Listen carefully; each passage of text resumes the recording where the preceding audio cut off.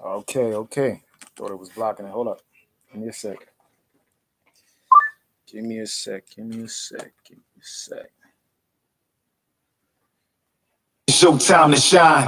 Don't stop. It's your time to shine. Puerto rich like rich Porter did. Go from Puerto rich like rich Porter did. Go from Puerto rich like rich Porter did. Go from Puerto rich like rich Porter did. I coordinated the greatest collaboration of rhymes, the greatest of all time. They plotted to try to stop me from making it to my prime. I made it into your mind, hit a cadence in the grind, to straighten your spine like who that?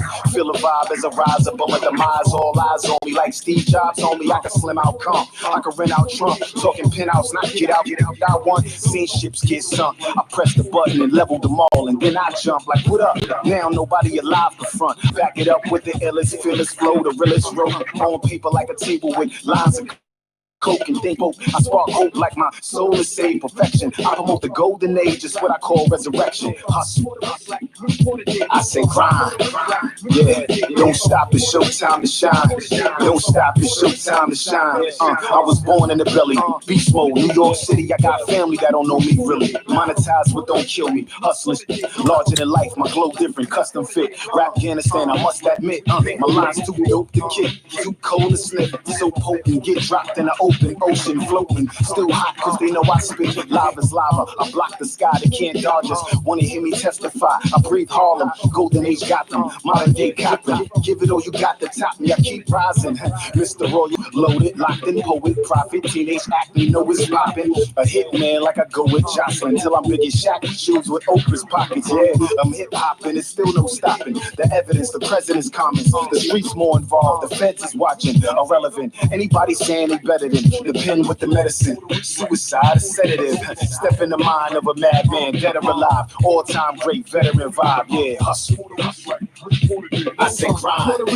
Yeah, don't stop, it's your time to shine. Don't stop, it's your time to shine. Don't stop, it's your time to shine. Hustle.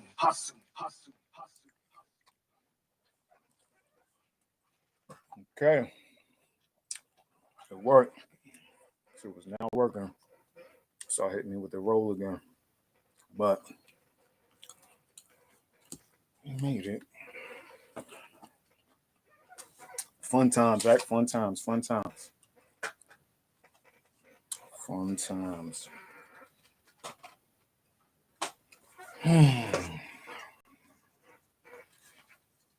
So yeah, I hope everybody's Saturday's going great so far with all the chaos, you know what I'm saying? But we're gonna chop it up and we could go from what we know is happening to what we want to happen. And you know how that be.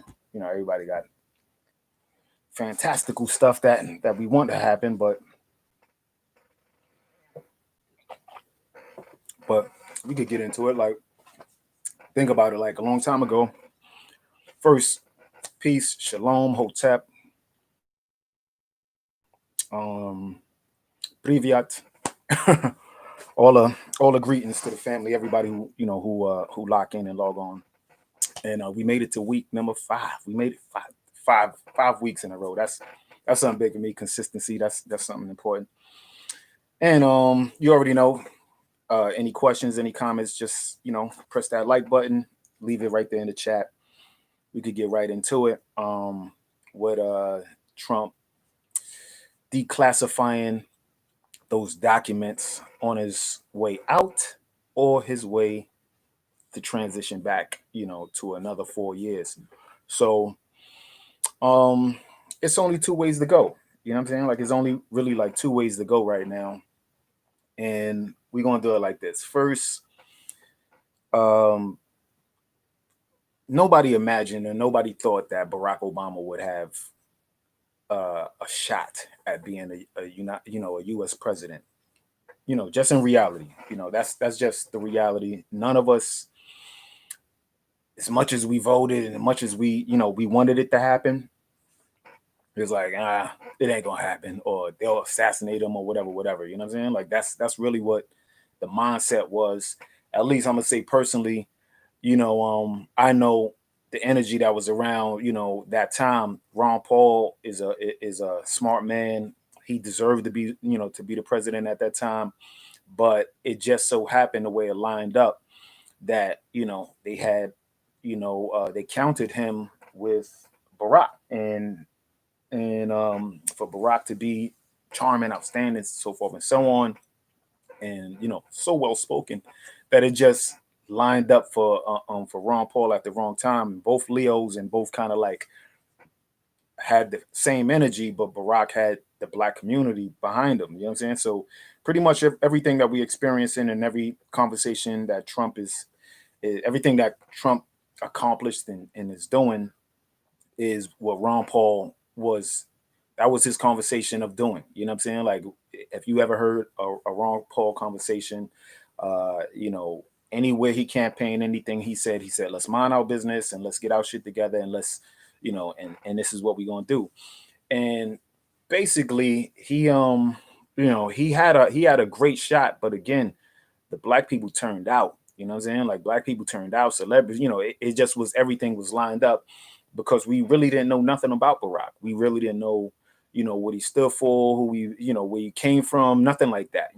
Because he was their secret weapon.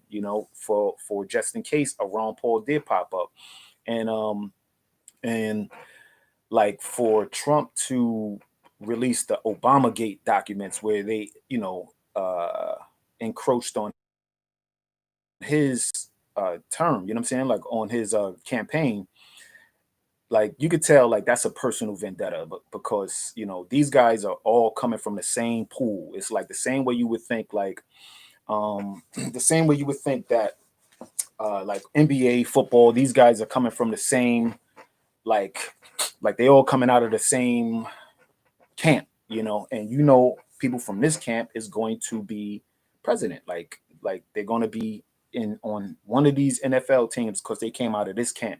They're going to be on one of these NBA teams because they came out of this camp. These guys are one of these guys or girls are going to be president because they came out of this camp. And so that's where everybody gets selected, not elected type of thing. You know what I'm saying? So that's the reality. But for years and years and years, a lot of people, it was like a seesaw of investing in what we know and what we wanted to know and what we didn't know. So it was times in our community where it would seem like everybody was becoming super conscious and super enlightened, and then there was times where it was like things just went the opposite. So with Trump unloading those documents, it kind of, it not kind of, it just really seemed like a great chess move, personally for him, if he want to stay, personally for him, if he needed to be, if he needed that protection, personally for him, if he wanted to reinforce his legacy as as the truth. You know what I'm saying? Because we never seen a candidate like that was just so blatant, to come on the stage and rip apart people like Jeb Bush, Hillary, Scott Walker, all the rest of these guys. Like, the conversations that happened on that stage was something that we all wanted to see, and we enjoyed it because we never heard nobody talk the truth, talk that shit to each other. You know what I'm saying? Like, they all BS and beat around the bush and pity pat with each other, but he was getting on the stage and he was tearing them all new assholes in front of us. It was something brand new when he came in, and I think if he would have lined up where he had to run against Barack, because Barack, remember when Barack was coming in, the conversation was, why don't you give Hillary the shot and you do it later? And I just remember him saying, nah, let's do it now. Like, I don't want to wait. And all of that to say, because whether it was Bush, whether it was Barack, whether it was Clinton, like none of them wanted to actually, when that there's a script, none of them really wanted to come back. You know what I'm saying? Like, all of them just wanted to get out of office and just chill. And because you could see the map, you could, when the schedule, like, man, you got me on schedule at 2020. Oh my God, whoever got 2020 or whoever got 2016 is going to have, so if you, being this is the 20-year anniversary of the 9/11 thing, right? And you understand anything about the George Bush conversation in 2020. So, and you understand anything about the George Bush conversation, and him being like, what we was going to say was going to be the worst president ever that we hoped. Like we didn't want it to get any worse than him. But I remember when he was leaving, and he kept saying like, "Yeah, I got it good, like compared to what y'all got coming next." You know what I'm saying? So, Barack handled the Ebola thing and all of that, and with the charm and all the shit that happened during Barack's time is like really like probably like the worst time in history. You know what I'm saying? Like because we're bombing everything, bombing Pakistan, yeah, he was bombing all the drone bombing of Pakistan, Africa, throughout the entire world, all that drone bombing, and his excuse was at least it's not boots on the ground. And even with with the NIH, with him going there with Dr. Fauci and putting things in place to trip up whoever would be the next president, and he even knew, he even said like he could have took another 4 years if he really wanted to. You know what I'm saying? He could have did what Bloomberg did to us in New York City. He said he could have did the same thing, and I think he would have won. Everybody know he would have won because black people had the blinders on to whatever he was doing, and just because of that, he would have had the black vote, and whoever else along with that, just because he was so charismatic at just he was the great pilot, even if the plane was going down. And pretty much that's what the past few presidents have been. They've just been poker face pilots, while the US crash into other people's nations and disarm and liberate. That's the punchline of the United States. We want to disarm and liberate. We want to, if you go back and you look at you know, any footage of going into whether it was Iraq, any place, it's always, we want to liberate them. We want to, we need to disarm and liberate. And now one of the things is the legend DJ Wiz was popping. Now one of the things is with the U.S. turn in on itself, where it's like dealing with Americans. It's the same deal, man. It's still disarm and liberate. You know what I'm saying? So the only thing is the Constitution allows you to be armed, and we so-called proclaim that we already liberated. So the tricky part is tearing apart the Constitution, and they're doing it in a way where people are cheering it on, and maybe they know, maybe they don't know that they're cheering it on, but I know that it's a lot of bots online that's cheering it on, and the people that are so anti-Trump and so anybody but Trump. Um, yes, yes, yes. So they're so anti-Trump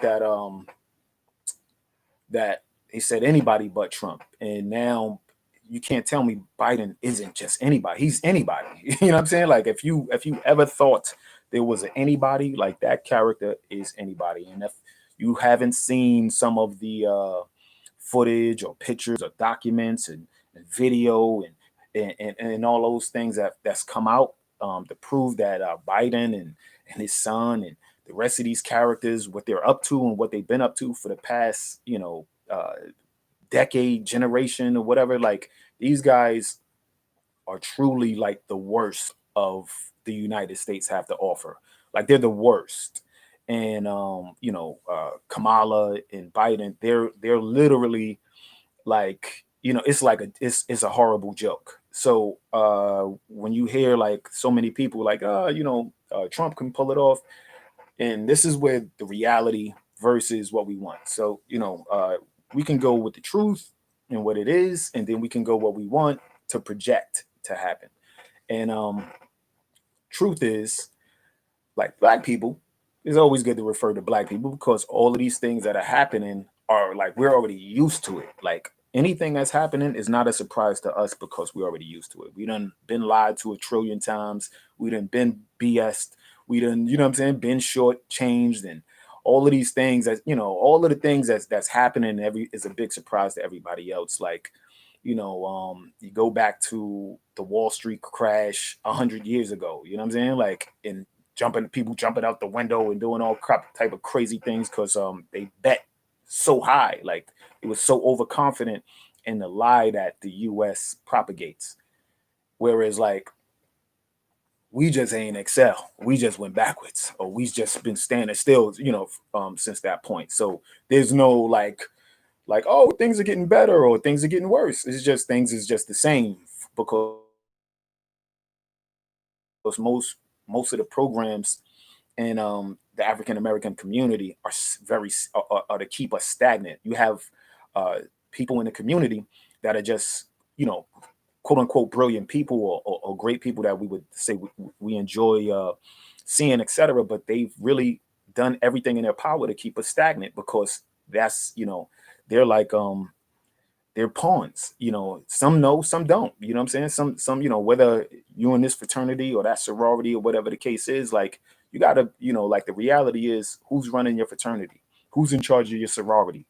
Your black ass might think you are, but you're not. You know what I'm saying? Just because you could give a couple of orders and say a couple of things, like you ain't in charge. Like who you think put it together? You ain't build that building. You don't own the building. You ain't come up with the logo. It ain't your name.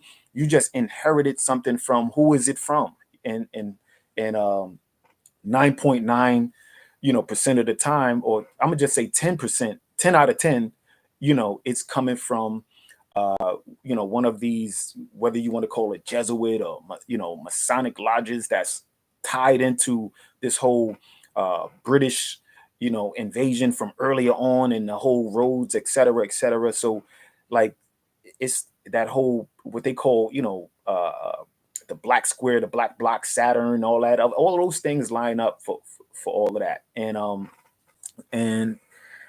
all of that comes into play because how it's all like the numbers that's lining up. I see some people doing what they call it, a geometria or whatever, but it's always the same routine, the same dates, the same numbers, whether it's introverted or extroverted, is inverted, inverted, or it's always the same numbers, always around the same thing. Like put it like this, I'm gonna just show you something like the Capitol building, right? What zodiac sign is now Capricorn? So it was this whole big Capricorn, which is the goat, which is Pan, during is the then you get the Capitol invasion. So that's it ties into the corporate New Year and Pan, etc. But this whole thing popped off during the actual New Year, which was spring, which was March, right? So it goes from it, you know what I'm saying? It just goes from what is to what they made, right? And throughout the entire time, every date been lining up like that. Even the Trump speech, which was 1/6/21. That's basically 9/11 upside down, right? Like what it is the numbers like 9 is flipped, 2001, all one and one. See, I got my blackboard. I need to have it behind me so I can start. I'm gonna start doing all of that stuff just to to make things a little more easier where you can see it, and I can use it on the dry board and start doing all that stuff. I'm gonna get a little more technical and a little more advanced as we move on to the further weeks. I'm just happy the joint came on and shit because half of the other time I'd have been trying to fix things up. Let me see what the comments is saying. Big bro, what up? Fendi, what's good? What's good, Fendi?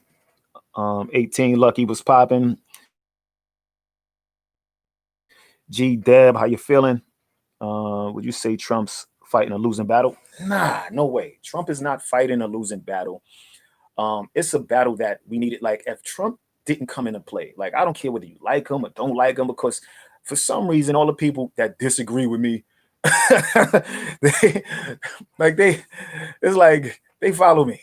It's like they follow me. Like I'll be like, yo, I'm thinking this way. And then I got like 1,000 people that think the opposite. I'm like, how y'all find me? You know what I'm saying? So, which is cool, you know what I'm saying? Because I look at it like this. Like as I get to answer your question, I look at it like this. Like before you knew how to drive a car, somebody had to teach you. You know what I'm saying? You can't just call people who don't know how to do something that you know how to do, stupid, dumb, or ignorant, or whatever.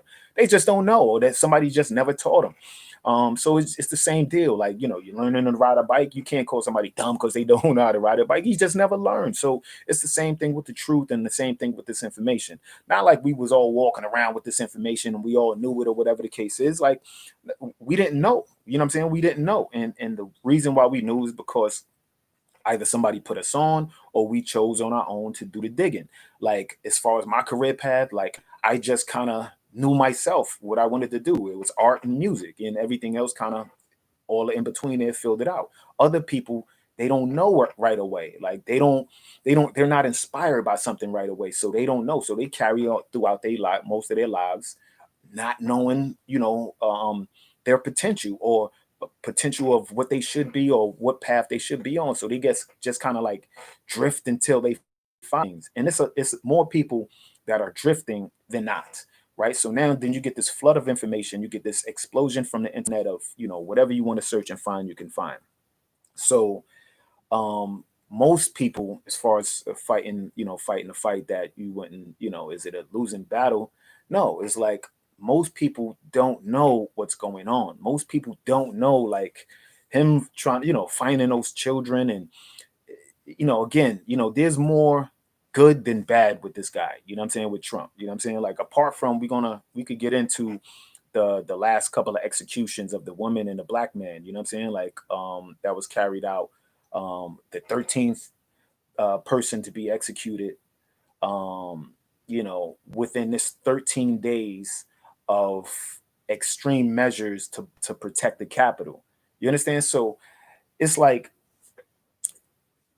whoever is writing the script, you know, it is what it is. So it's not like um, he's coming up with this stuff. It's not like Trump is coming up with with this stuff, but he's put in a position where he's able to, where he's able to actually, like, okay, I'll do something for the people. Whereas, again, we just never had a president in that position that represented the people, or would even pretend to be for the people. Like, they would pitch it and then they would ditch it.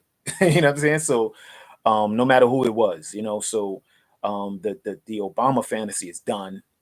The Clinton, all of them, all of the people that were charming and, that carried that whole JFK energy, they turned out to be frauds, and, some of the worst presidents in our lifetime. And just so happened that the propaganda and all the BS that Trump had to face was it was brilliantly done, because it's like he was fighting an uphill battle, but the confidence of that New York swag businessman, and most people know, like, oh, he's a criminal, he's this and he's that. It's like, yeah, but when like, that's why he surrounded himself with, like, a Rudy Giuliani and the characters that he did initially, or at the very end, because when he realized, even when he was realizing, like, oh, these guys are deeper than I thought, right? As far as, like, as far as with the swamp thing. So is it a losing battle? It's already mapped out, and it's only two ways to go, which we're gonna get into. It's only two paradigms to go from here. And to go back, before I lose the train of thought, to go back when I was saying, like, as far as Bush, Obama, Clinton, they didn't want to continue on, and they was like, things would be bad around this time, right? Trump is the only president that's like, yeah, I want to keep going. And Biden, it's a reason that they're trying to, like, insert their guy in this time, right? Because from 2020 to 2024 might be a real prosperous time. Like, why would you want to be the president of the desert again? That's the thing. Like, why would you want to be the president of a crashed economy and crap? So I think that from this year to 2024, it's probably supposed to be, like, because they done dumped trillions and trillions here, and it's just floating, and you see the billionaires is getting their share already. Like, they already took, maybe 2-3 trillion out of the 30 trillion that was tossed out. So there's trillions just floating, ready to rain on back on the economy as the states and the cities figure out how they want to reopen and how they're going to either ramp up the BS or scale back, because you see the Cuomos and the Lightfoots and all of these characters are like, yo, we need to open back up and get our things running. Let me see what the people talking about. Okay, you said the 2000. I'm gonna give you 600 right now. Coming when it get there. Okay. Thing about the majority seem blind to feed the media dishes. Yep. Do you think Trump will start his own? Okay, so let's see. Yeah, you already know Skull and Bones, all these guys. That's the thing with not to skip, but with this whole like all this stuff is fraternal stuff. Like like Trump got a plaza in Washington, with a watchtower. So he's in, so he know what it is. Like either because I just call it the great social experiment. You understand? Like from from our prior conversation. So they're gonna rag on him. I had it written down. Some of a couple of key words that I heard them toss out. What they were saying, they was gonna slander for a little while. It was like slander and it's like two negatives before they get positive. You know what I'm saying? So they're already doing the one with the pulling them down and they even called them the equivalent of Al Qaeda and ISIS and shit like that, like for fighting for freedom. You know what I'm saying? Like people don't understand, like with them stealing the election and having another nation interfere in that. It's declassified. Like it's you're able to see that there's interference, and that type of interference, that's not something that you take lightly when your freedom is on the line. You got what I'm saying? So again, like whether it was staged or not staged, it was necessary. But then you got people who just looking at looking it through ignorant perspective, like you said. A lot of people are just blinded through media stuff, that they're not even paying attention to, like, fam, your freedom is attached to that shit that just happened. And so surrounded, and the military's out there, and it's like, oh, it's only 13 days and this and that. So that's what we could get into. We could we could kind of like get into we could kind of get into that. And yeah, it could be a lot more governments that go down, just because. What you saying about the 2000, with the 2000 right now and the rest coming when, like, that's such, with that 2000, right? The 600 that should have been 2000. And prior to that, again, during 9/11, right before 9/11 hit, I think it was like September 10th or September 9th, 8th, one of those days when you seen what's his name standing in front. He did the interview in the Pentagon, and they said 3 trillion was missing, and they basically broke down that with 3 trillion missing, the 3 trillion, you could have gave every American $8,000 with $3 trillion. 30 trillion is missing right now. Like, they invested $30 trillion and you got $1,400 out of it. $1,400. That's why, even again with Trump's speech, he's like, yo, you guys got $27 trillion.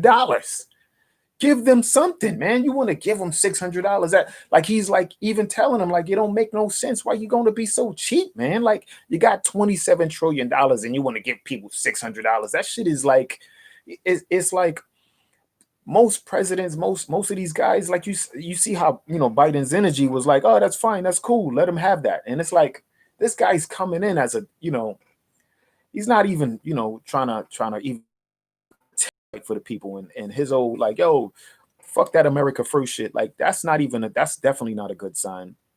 And now we could kind of like get into like the reality of what it is, and then we could kind of like talk about the paradigm that we want and want to project and hope and kind of get fantastical with with the conversation. But the reality to what it is man, since JFK, was that 63, 60 something, Nixon, JFK, since a little before JFK, but let's just go from JFK. Like let's just keep it like closer to where it's tangible times that you could kind of like search faster, and more information is about it. Since, let's go back to 60, 63, or to the Kennedy assassination with the big oil killing Kennedy. Since that time, like the reality is like those guys built up an army. They built up a private army. They're like, if those are the bad guys, right? Right? Like the modern version of bad guys that are still in our generation, like they're still around. Like some of them, the residue of them are still here. Like the Rockefellers, all of these other guys are like old, and whereas like those guys are like somebody's grandfather, somebody's great grandfather, but they're still like still advising people. Henry Kissinger is still alive. You know what I'm saying? Like these guys, like George, these guys are still alive, and they was prime at that time. And like these guys were alive, and from that time to this time, you see they're built multi-billionaires, and they built up a serious network, global network, that their prime objective has been and has always been recapture the United States. And again, if you go back and you listen, I'll reiterate that conversation comes from Cecil Rhodes, which is the whole South African Rhodesia, all of the, when you see the Africans with the cut off hands, the beers, the diamonds, all of that, the mining families, like families that do the mining and all of that. Cecil Rhodes was the leader of that pack. And again, he was a flaming homosexual. He was fucking little children. You know what I'm saying? Like he was having sex with children. He was into all of that stuff, and his secret society and the guys that he aligned himself with was into what he was into. Whether it was Aleister Crowley and the rest of these characters, they carried out doctrines that coincided with their vices, what they enjoyed, what the friends kicked in for the things that they liked, and they liked having sex with children. They like having sex with with each other. You know what I'm saying? So most of the guys cut from that cloth. The Pete Buttigieg's, what's the lady from the look up all of the Rhodes Scholars. Like you'll see like most of them same sex people. And again, you know what I'm saying? Like with the food being so corrupted and toxic or whatever, I'm not like, I understand like the soy and all of that stuff like that. Excuse me. The soy is in the baby food, and it compromises, if your baby's strong enough or not strong enough to be able to counter this, those products that's in the food. So somebody might think they're born gay, but they're not. It's There's chemical poisoning in these things. So by the time they hit a certain age, boom, something triggers it, or they're able to fight it off, because a lot more people than from back in the days to now, where back in the days it might have been a choice. Back in the days it might have been, well, this person touched you, or that. Like I done heard all type of stories, like this happened to me and this is what made me this way. So I done heard all type of stories. But nowadays it's not really like that. It's like it kicked in like 70s, 80s, 90 explosion. And then it just kept ramping up and up from there. You know what I'm saying? It's like the prison industrial complex. After a certain time, when they put that crime bill, it just ramped up. So the gay thing is something where I think Henry Kissinger is the one who said, yeah, we're going to drop a gay bomb on them. Right. So they'll be so focused on, pleasing each other, whatever, you know what I'm saying, that they not focused on reality or the real thing. Let me see what the people saying. The whole Neverland Fallen, isn't it connected? That you already see that. Mitch McConnell killed it. Huh. Like the vid, people. Yeah, please like the vid, please. Yeah. So so basically, what it is that whole Rhodes Scholar agenda, right? It just trickles down into where we at right now, right? So all of these guys been around from whether you want to say the Kennedy assassination to now. They done built up an army. They're literally everywhere. Every politician you've seen, when it came to vote for the 2000, it was it was landslided against us. And these are people that's supposed to represent the people, right? And it's like, how y'all vote against the money? It's like how y'all vote against the 2000 because and so many examples of them selling the people out, right? And even to the point where they sold Trump out, and which was actually representing the people again. And so I'm saying that to say the reality is what we see at DC today. This is the reality from an African American history standpoint. Shit like that is signs of, okay, that's them doing their normal shit. Like that's them. Corruption doesn't change. It's the same guys doing the same thing from the reality standpoint that we've lived in. Right now, again, we go and get fantastical with it and try to do a projection to get out of it. But when you see stuff like that and you see them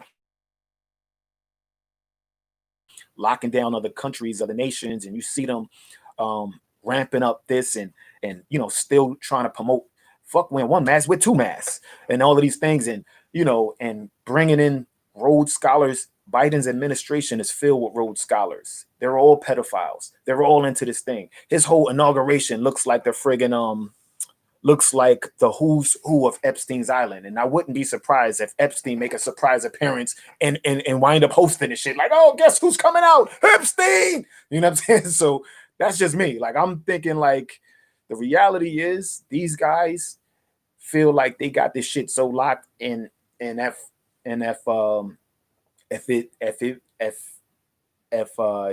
language that Trump used that kind of like spoke into Biden's administration, like, yo, in the Biden administration, I hope he doesn't knock down this wall, or the Biden administration.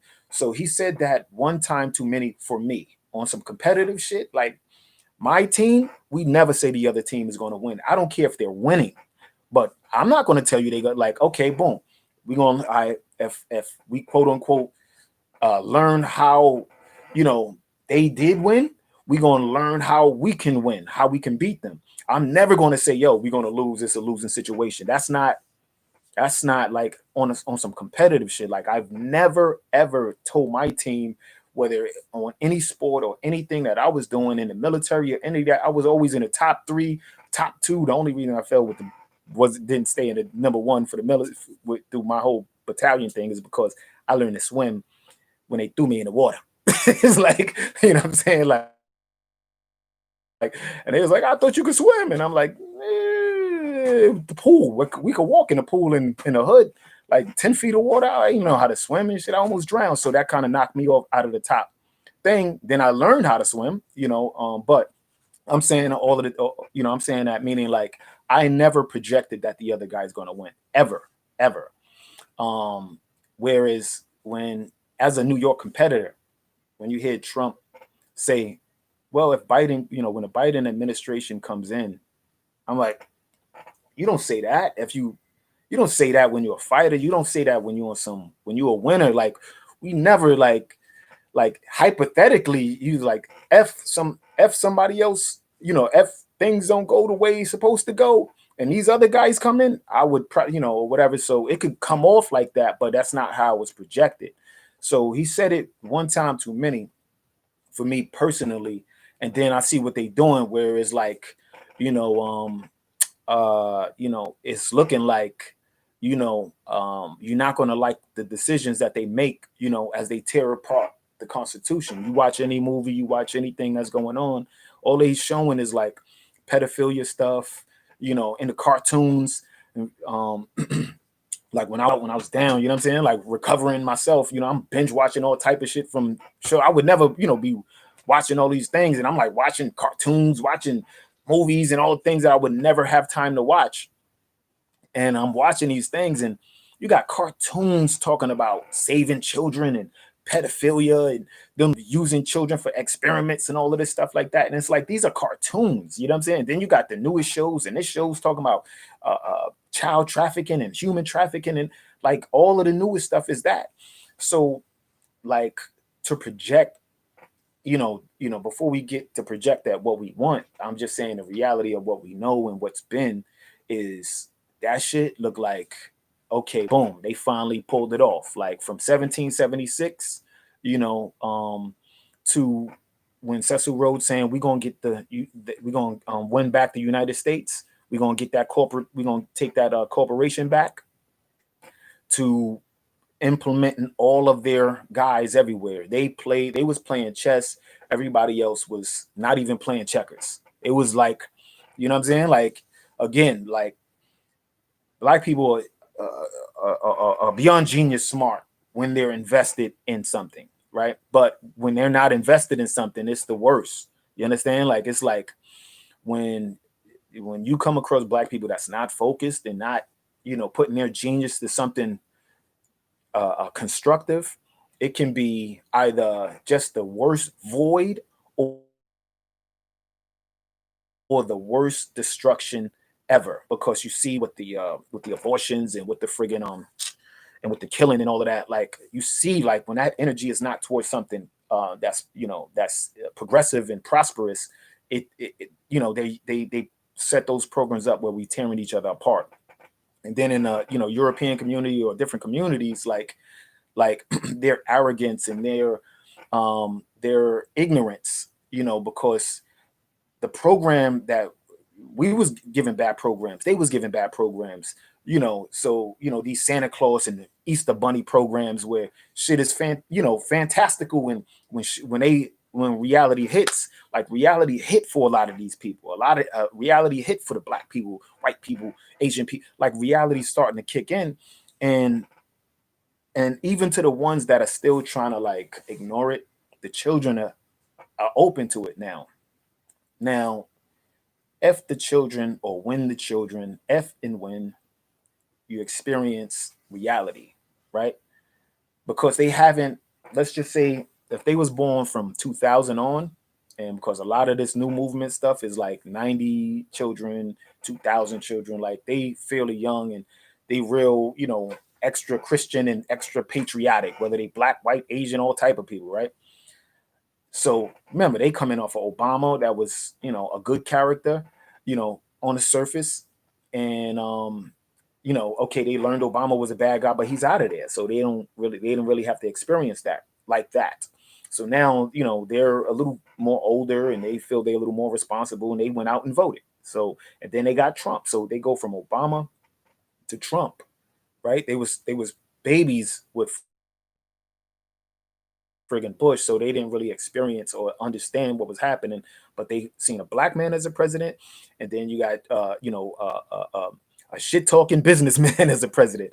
So that generation hasn't really experienced like what New York felt when we experienced Reagan. You know what I'm saying? Like, they haven't experienced the harsher realities of a president like a Bush or like these guys or whatever. So what can happen is, if things don't play out the way we can get into, it can be bad for a lot of these guys, older and younger, because it's like Wall Street all over again. When Wall Street crashed, it was just massive suicides, massive deaths, shit. They barely, most of them is too emotional already. You know what I'm saying? So they can't handle a lot of the reality, and a lot of them still don't want to handle it, or whatever. So, again, as a creative person, I'm used to, okay, I got to figure it out. I got to rework this idea, and I got to, what I'm saying? Like, damn, like I put too much paint on this. Now I got to paint over it. You know what I'm saying? So, or whatever. Like, I'm used to like correcting, imperfections. Whereas like some people are just not built mentally for that. Like, they just think like they already was given, it's a microwave generation. Everything just comes instantly for them. So if things don't work out the way they think, because they think it's a movie and everybody's like, I got the popcorn. And I'm like, and you're like, you are an actor. You're in the movie. Like, you can eat some popcorn, but you better be Like you're actually a participant in what you're seeing in this theater that you're seeing. Those people, like you're included in this movie. Let me see. Um, do the black community stand by? Hells no, we don't stand by no Camilla. J True, nah, fam. Black Star Line. Don't forget high school pro football, but you could go to GP, go to prison. I'm not understanding that last thing when you're saying blacks. I'm not understanding that last thing. Will be when you say can't go from high school to pro football. Oh yeah. But yes, yeah. Okay, I understand. Yeah, right. So that's basically what it is. It's like it's a lot of these guys that we're hoping go to prison and get locked up and all that. A lot of them invested in these prisons. A lot of them own stock in these prisons. A lot of them, their family own these prisons. You can send them to prison and they can get out. Okay, let's talk about Guantanamo Bay again. If we talk about the same guys that's been around since the friggin' 60s, and they got their family here, their family there, their family there, then they're like, it's a couple of phone calls now. Trump could have, he did, do a lot of refurbishing of the military because we wasn't getting medical, we wasn't getting none of the blessings that these guys are getting today because it took Trump to come in and do that. That's the only reason I didn't stay in the military. Like when I needed medical coverage and when I needed things, they was like, nah. I was like, nah. Like, what do you mean, nah? Like, when you hear shit about like the Vietnam people and all that stuff or whatever, not that I was in no damn Vietnam, but I'm just saying, like, when you hear, like, you see them sleeping in the street and they complained about medical and all of that, like, we used to be like, damn, that's crazy. They wouldn't do that to us. And, things is better now, and then when when I got in as a U.S. Marine, it was like I understood the going overseas thing because you get more money. You know what I'm saying? But we was getting a short end. All that money that gets invested into the military, we was getting a short end of it. So Trump invested. He reworked a lot of the budget, and he reworked that whole the medical system and all of those things in the military. So the military might be riding with him. You understand? So this is where we could kind of get fantastical in what we want to project, right? So again, the harsh reality is he already kind of like projected a Biden walk in, and they locking it down so people don't go there and start ripping those people out of there, just because people will and are upset, right? Now let's get fantastical of what we want to happen. All right. So what we want to happen, what we gonna project, and what theoretically and all of this other stuff. You know what I'm saying? Like, because I could get on and say, on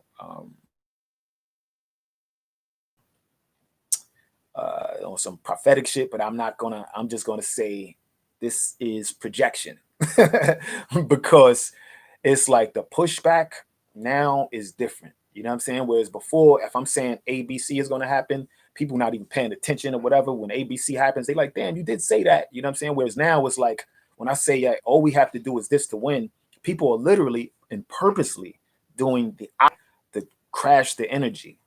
Like they're literally doing, because there's people that are really fucked up. They really want us to lose. They really want the boot on a fucking neck. They really don't believe shit stinks. You know what I'm saying? They really got to get kicked in their fucking teeth to understand, yo, shit is real. You understand? So some people don't believe it. Some people don't think that none of this stuff is happening and all this or whatever. Some people just still don't get it. Right. So those people, it's a lot of them. Like the same way good energy can clear up the sky, I've witnessed that. I go outside, it be cloudy. Next thing you know, the clouds clear up. You got what I'm saying? Just from being around, and the energy just shares and the people just see. I try to make sure, I visit this store, visit that store, and just walk around and just keep the energy up. I ain't walking around with a mask on my face and none of that, just to keep the energy up, right? And the clouds open and the sun come out. Where this is, you know, it's winter time, you know what I'm saying? Like, and it's not even feeling like that. So I try to keep that energy around me. Unfortunately, I'm not in everybody's city, and everybody ain't watching, and everybody ain't sharing. So everybody's not getting the same energy. So now, as we get into what we could project and what we do want, I'm gonna say it's a projection because, you know, if I kind of make it a little too definitive, that energy to counter it is massive. And there's not, I don't know how many, it ain't enough of us right now online. You know what I'm saying? Like we should be at 100,000 people, you know what I'm saying? Or whatever. And I know the brothers in this point got this and this, and I'm not even really going to stress about any of that stuff. I'm going to just try to, you know, keep building what we have and just keep going from there. Now, fantastical stuff. I think on some fantastical thing, the way it's looking, right? When you pull out those, when he unloaded those documents, now you see all Trump's social media is back online. Like I didn't really check Twitter, but you know, I was talking to my brother Wiz last night, and he like, yo, you know, shit back up and running. And Canada even said that they started admitting that there was election fraud in the US, not here in the States. But I was like, yo, what news station is that? Because you know, online and however you get it, you know how shit is international, everybody can talk real talk outside of where we at, right? So in America, that conversation is not even, they keep saying it's a fraudulent conversation, whereas Canada is right there. It's right there. And they're saying like, yeah, election fraud. So that's a telltale sign that the news is starting to spread. You know what I'm saying? So it ain't spreading fast enough, and it should and it could. And I'm talking about through mainstream. I'm not even talking about our conversations, because when you actually look at, I don't know, who you guys follow. Like if you follow Fox News or Channel 7, whoever you accidentally, just to try to see what mainstream is talking about, when they post on social media, I'm not talking about on television, but when they post on social media, like they'll post a picture of Camilla, they'll post a picture of freaking Biden and Trump or whatever, right? And they just kind of gauge what the audience says, right? So before, when they posted like a Cuomo, before it used to be mad bots that just would be like cheering them on, doing the dumbest shit. They post Biden, cheering them on, post Camilla, oh my God, whatever, right? Now they're not investing, like the bots are not there like that. So maybe somebody's doing an audit of them, or maybe not, but those bots ain't there. So when I look at the comments now, people are going crazy on them. And that can mean two things. That can mean that people just want somebody to dog out. Like they know this shit is fucked up. They know Biden is a dirtbag. They know he don't belong in there. They know he's incompetent. They know Camilla's incompetent. They know they not supposed to be there, and they know they are against the people, right? We ain't saying Trump is a saint, but he's better than them 1,000 times. Like they're so bad they make Trump look good. That's all it is. Like they are so bad that they make Trump look good.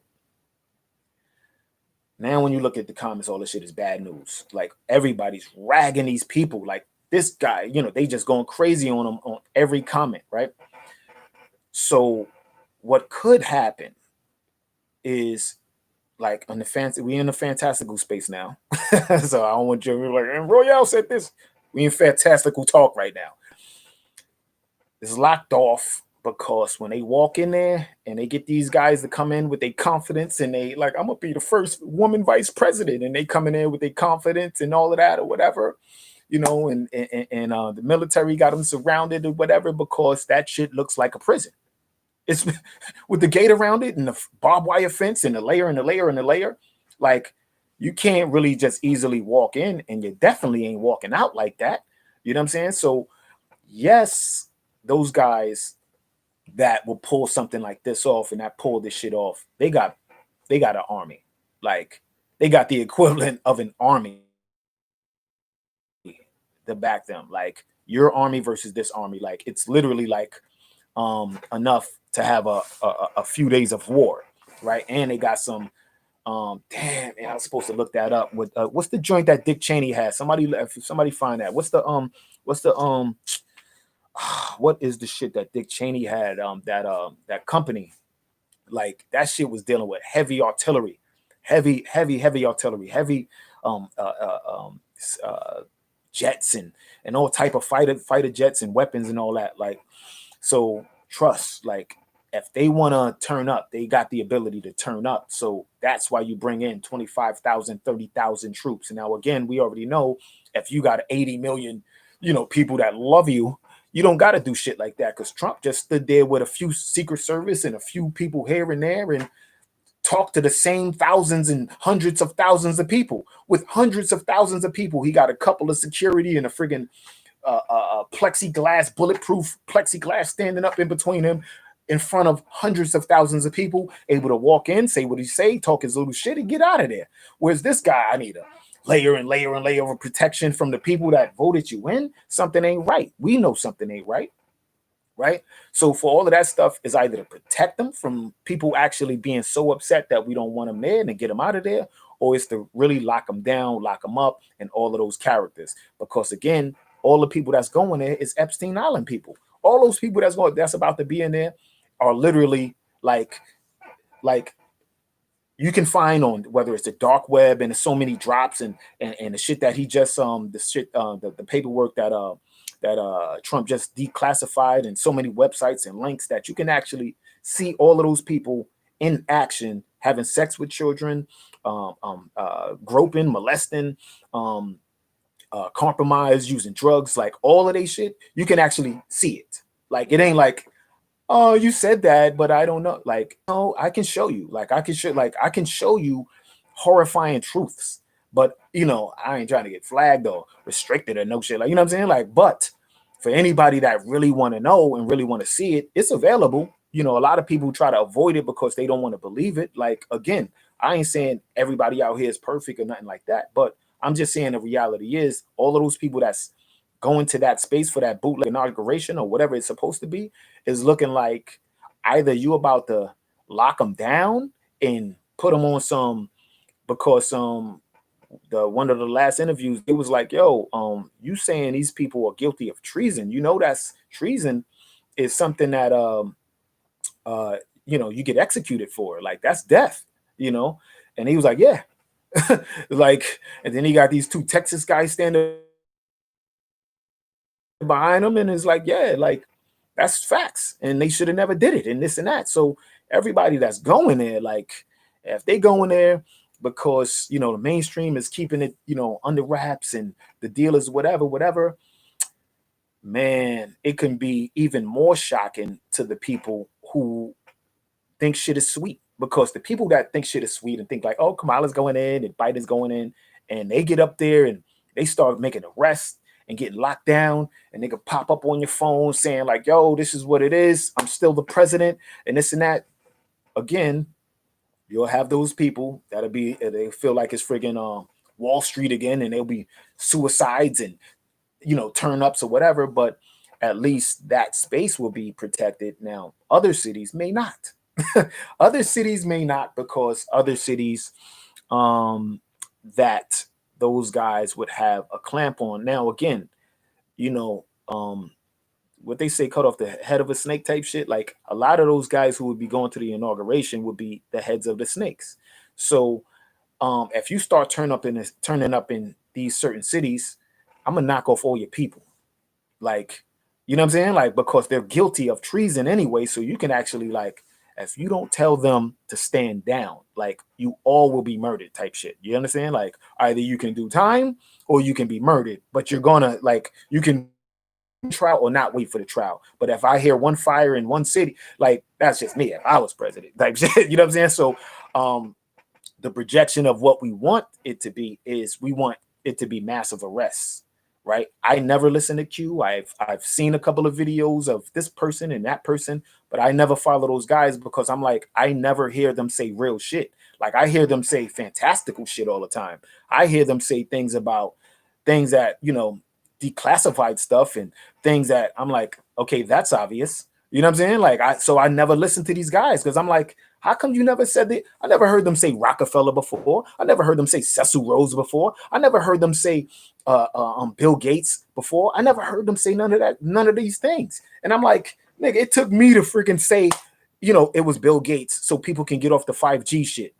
Like, you understand what I'm saying? Like, it took me to be strategic on that platform and that platform and that platform, and then just withdraw from social media so I don't get clipped. You know what I'm saying? Just to let let the conversation do what it's going to do.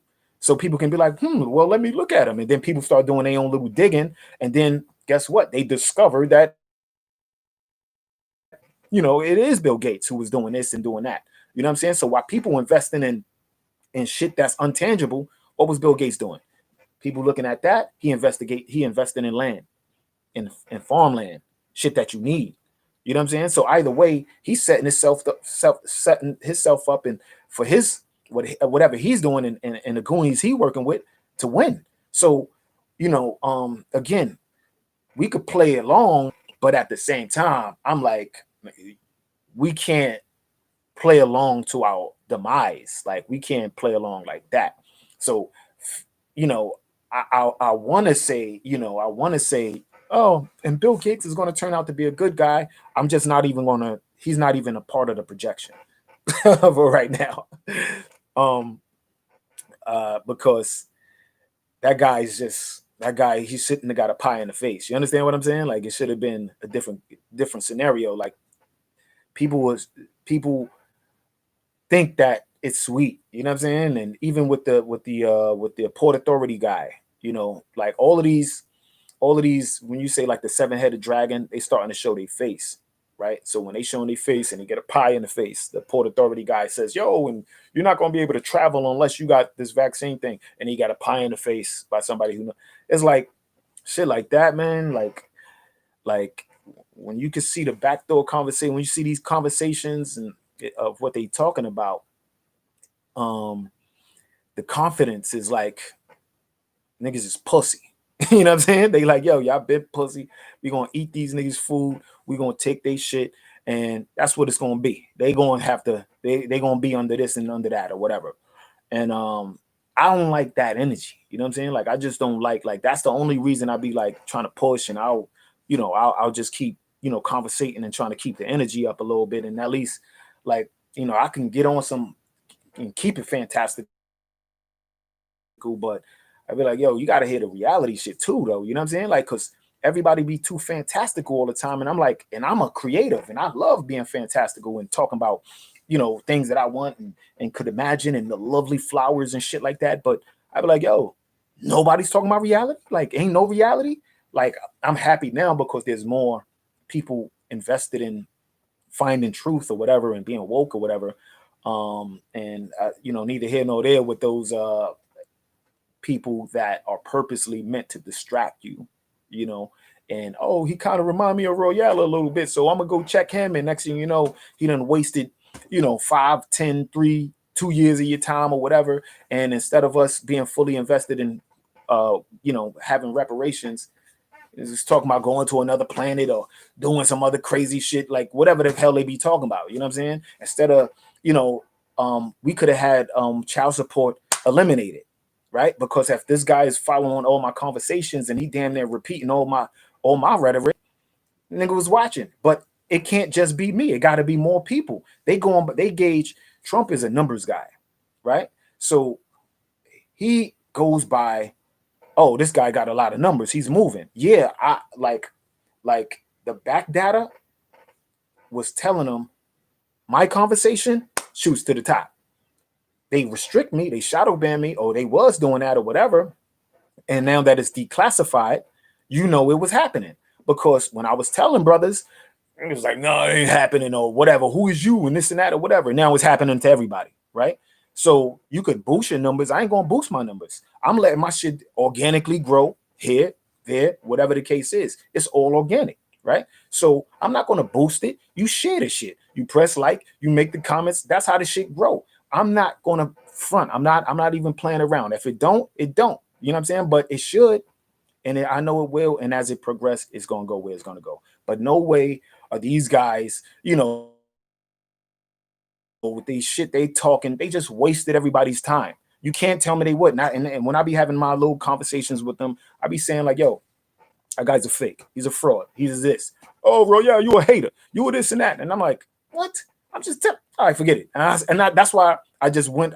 When people be like, "Yo, where you been?" I just didn't want to have those. I didn't want to argue with everybody that I love. You know what I'm saying? People that I respect or people whatever. I didn't want to seem like I'm coming off like as this person when I'm trying to tell you like, "Yo, this guy's a scammer," or "This guy's a this," or "This guy's a that." And when I said it, they were like, "Oh, I don't believe you." You know what I'm saying? Like, and then it take whatever, get kicked in the teeth or get robbed or get this and that or whatever. And then you realize like, yo, the guy was a, you know what I'm saying? I'm like, yo, this guy's, he got to be a police or he's a fed or he's a this, you know what I'm saying? Like I already know, see in the hip hop community, it's more than obvious to me that 95% of those guys in the hip hop community are feds or compromised perps. Because when the police, I'll never forget this one time. Pardon me, I'm not veering off. All of this pertains to the same conversation, right?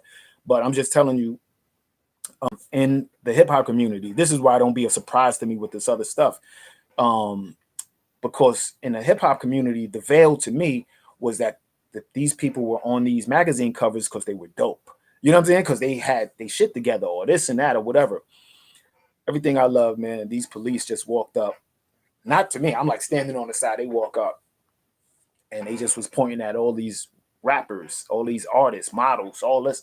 It was like perp, perp, perp, perp. And I'm like, I took offense to that. You know what I'm saying? I'm thinking like, damn, they think all black people are criminals. You know what I'm saying? I'm thinking like why they doing that? They projecting this whole negative energy, whatever.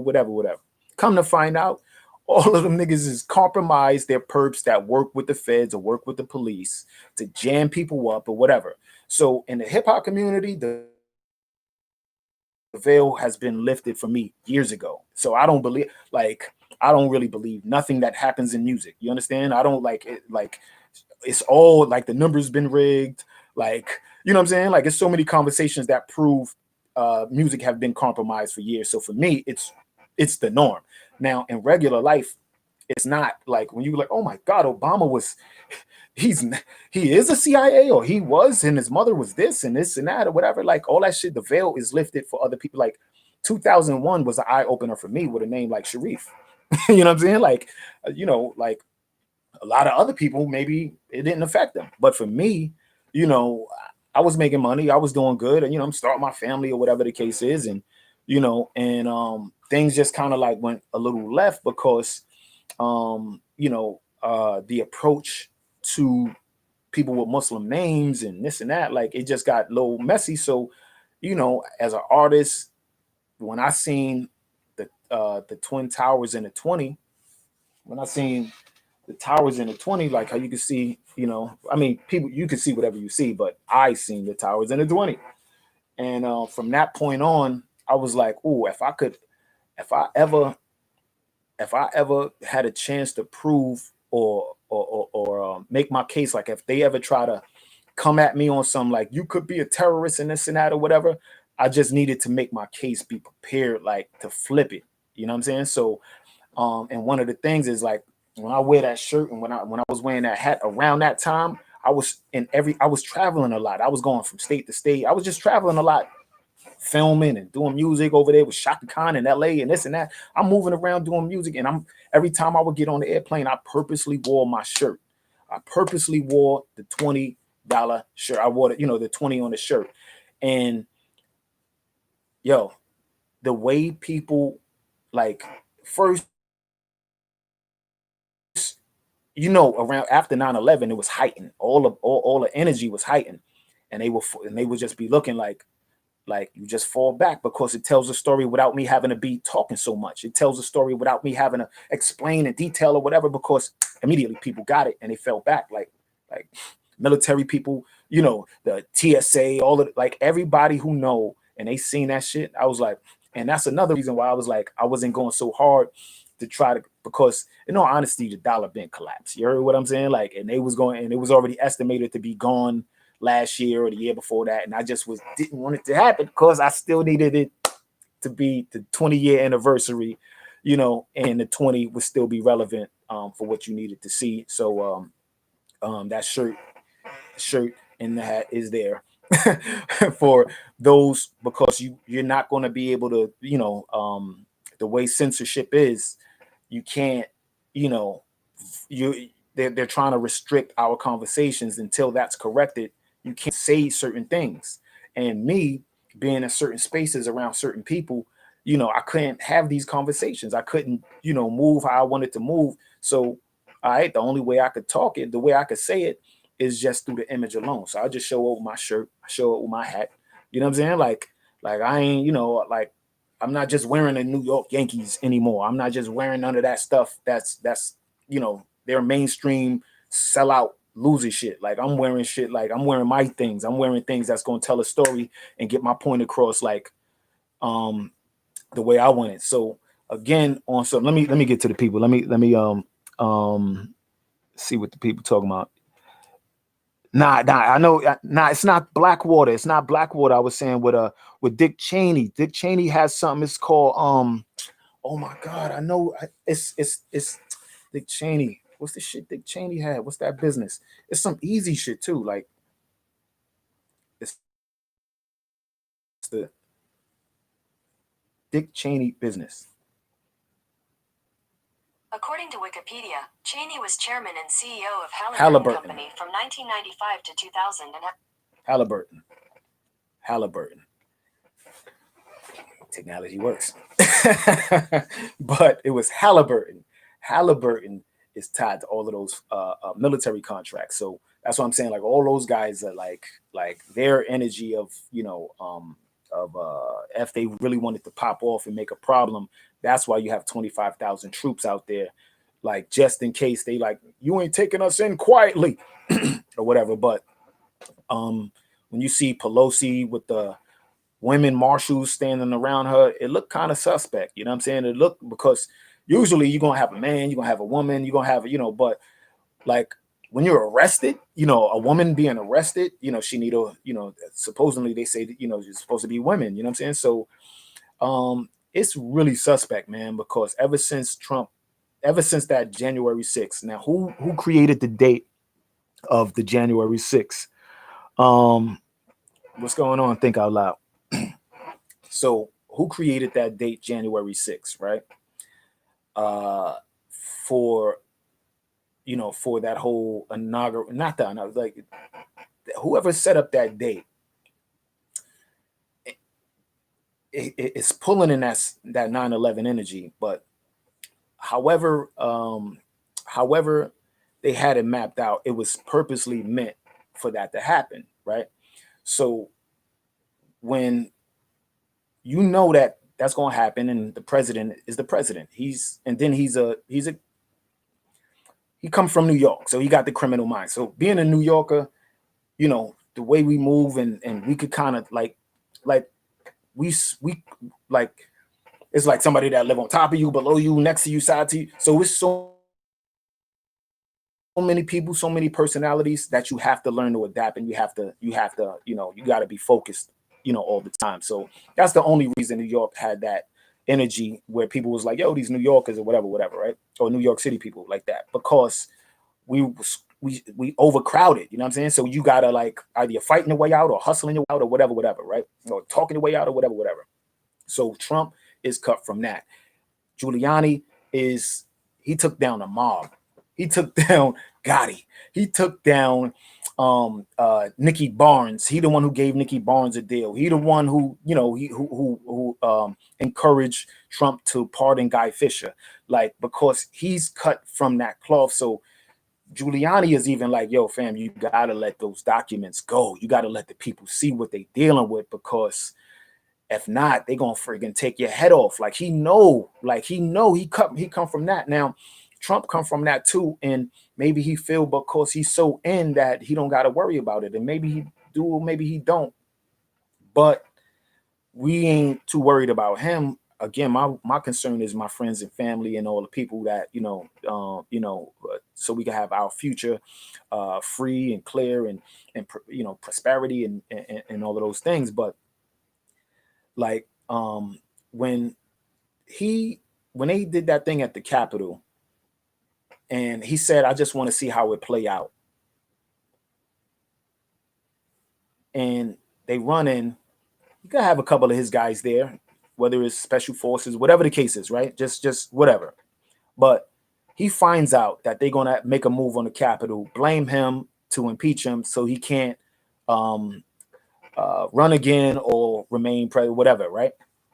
So send a couple of your guys in there while everybody else is so focused on we're gonna burn the place down and all type of goofy shit they doing. And you see the tapes of them, like just goofy shit in there, right? Yo, you're a criminal and you used to framing people, and you know, because when he had his hotels in Jersey and New York and all of that, all the politicians would come to him. Like he would, you know, he was, they wanted to have sex with this girl or that person or this boy or that little or whatever. They come to his hotels. He got cameras. He got audio. He had them on lock, like Chris Christie. Chris Christie was a dirtbag, but Chris Christie bowed out to Trump. And it's like, why you bow out to Trump? Because, oh, he got you jammed up because you in Jersey and he got his joints in Jersey. And so it's like when you used to doing that and you used to the way they move, and then you know, and you inside the circle, and when they come to like them rushing the Capitol, the first thing you know, like you playing chess.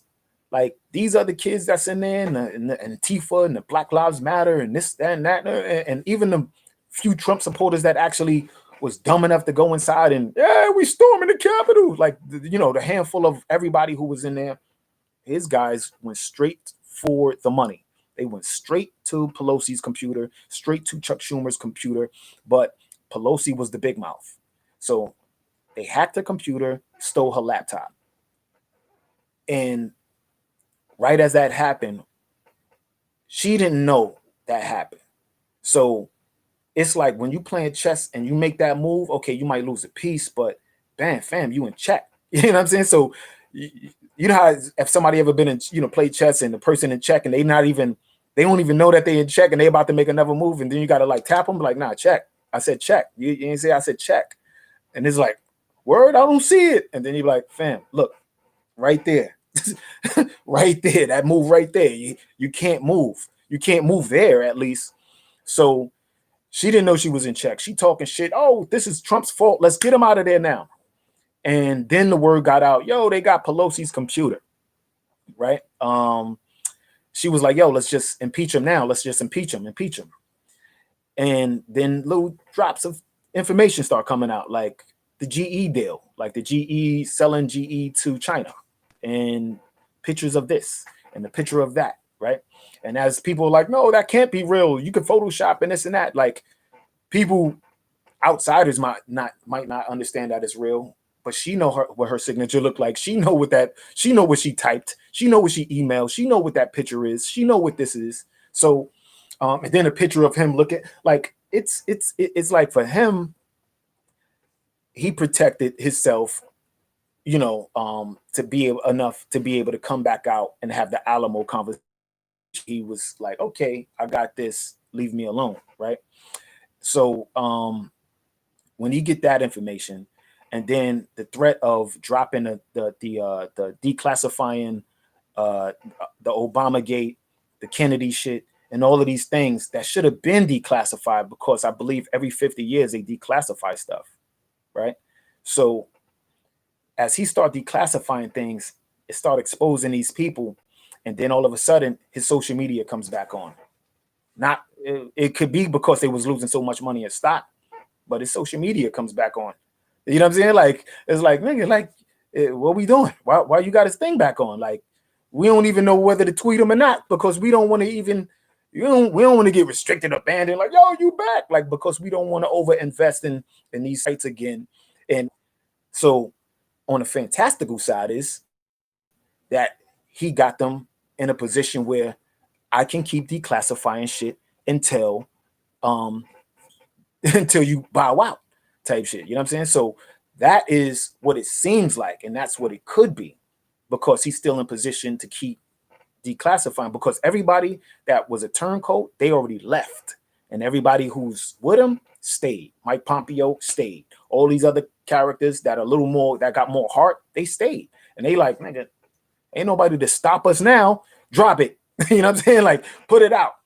So they just putting shit out, like whatever. Like, and then wanting to see what was these guys what was gonna be their next move. Try to see, like, all right, so what y'all gonna do? What you want to do? So, boom. it's good that you set up the perimeter around, the Capitol Hill when you do something like that, because if it's going to be arrest, they can't escape. They feel like prisoners, like you felt like a prisoner, this whole time, an open air prisoner. So when they come to Congress and when they come in, they got to go through the BS that you've been having to go through. You got what I'm saying? So fantastically, that's what it is. Like now they are prisoners to the system that they created. They're prisoners to that space and to understand and feel with the oppression and feel what, martial law and feel all the things that we was like, could this happen? When this shit popped off, we like, I get calls and texts and this and that, like, yo, is it martial law? Like, what's going on? And it's like, it could happen, but that's, it's in play, but that's not, this is fake shit. This is a purpose. This is a false flag. And you can see that it was strategically done. And just because some people are so arrogant, they filming themselves doing the dumbest shit. And it's like, fam, you ain't catch this nigga right here. You ain't catch this guy right here. Like he's on, like they filming it. Like I was talking to a lawyer one time and I'm gonna put I had to film him saying it. And cause it was like a message to the younger guys that do some of the craziest things on camera. And he's like he's basically explaining that they use social media, whether your settings is private or not private. He was like, we could get through all of that stuff. Like the police use, whether your settings are private or not private, they can see through all your social media, and then they find out how you're moving, what you're talking about, and why you're doing it, where you're going, all of these other things, and where you be at or whatever. So they use the social media to their advantage, right? So it goes the same when people doing things like that, like when they running up in these buildings and they Antifa and it's not like they're not on the same internet that we're using. It's not like they have a private internet. That's a whole nother conversation. Like right now, everybody's on the same ground level. If you got a problem with that senator or that congressman or that person, they're still walking the streets. You got what I'm saying? There's a woman arguing with Chuck Schumer in the streets. Like she's arguing at him over there. Yeah, he got security, but it's not usually like that. You understand? Like he knows to have security because he's a fucked up person. Kissing a little black girl. He's like kissing like a 5-year-old girl. And they like, oh, that's not him. Sure looks like him. You know what I'm saying? The same glasses, same hair, same this, same that. Like all of these guys been involved for so long. So that's why, we even project that where we don't want, Biden to come in. That's why we even project that these guys are going to go there. They're going to get locked up, on the 20th. Like, that's what we want to project. That's what we want, right? Because we know for a fact, like, I know what I seen. I know what I know. Seen. You seen, like, most people see it even if they don't try to admit it. You know what I'm saying? Like, because I've showed people things and I've seen people literally watch something and then they actually turn around and try to bullshit me.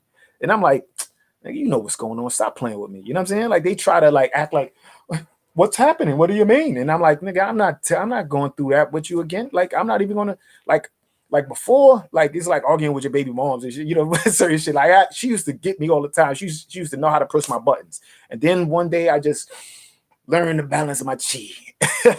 And ever since then, no matter how chaotic, I just was always cool. And I just never, right? And then I just kept that same cool demeanor even through child support thing. And I figured it out. And when I beat it and all of that, same chi, that's why we super cool now. You know what I'm saying? Because it was like, if you let the emotions get the best of you, no telling, what you might do wrong. No telling, what you might regret. So that's one of the things out of all of this stuff that's happening, is the main thing and the main message, no matter, if it turns out the way we want it to turn out, or if it don't turn out the way we want it to turn out, is like having your emotions under control enough to know better and do better. So you don't hurt yourself, so you don't hurt somebody else. And so they don't create any type of bad vibes for you. You got to know how to keep harmony. Like in music, if somebody's like making noise on this side, you got to know how to keep the balance and to make the harmony that you need. So no matter how much noise they making, you know how to balance it out and make music out of it where it's like harmony. So they can't piss you off when every time they start talking about, yeah, and Biden is my president. And it's like, so if you're a pedophile and you like pedos and groping and all of that or whatever, like that's good for you. You know what I'm saying? That's what it is for you, because I'm not acknowledging him, and I don't, you know what I'm saying? Like this thing, he could give reparations. You know what I'm saying? I say, but like, oh, thank you, you know, and he can do all of these, he could, because right, the way it's set up for 2020 to 2024, the way it's set up from 2021 to 2024 is things can go really good. Whoever's in office, they're gonna be seen as probably the savior. You know what I'm saying? Like it can be good. And if that's if we get the energy right. That's not too fantastical. That's actually reality and fantastical the same. But the only part I'm gonna get to the comments. If there's any comments, definitely and,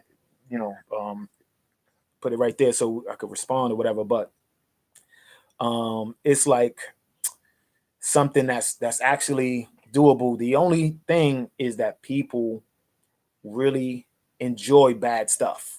You know what I'm saying? Like you find out how many people enjoy pain. It's like the woman that enjoys getting her ass beat and she ain't leave the guy who's abusing her.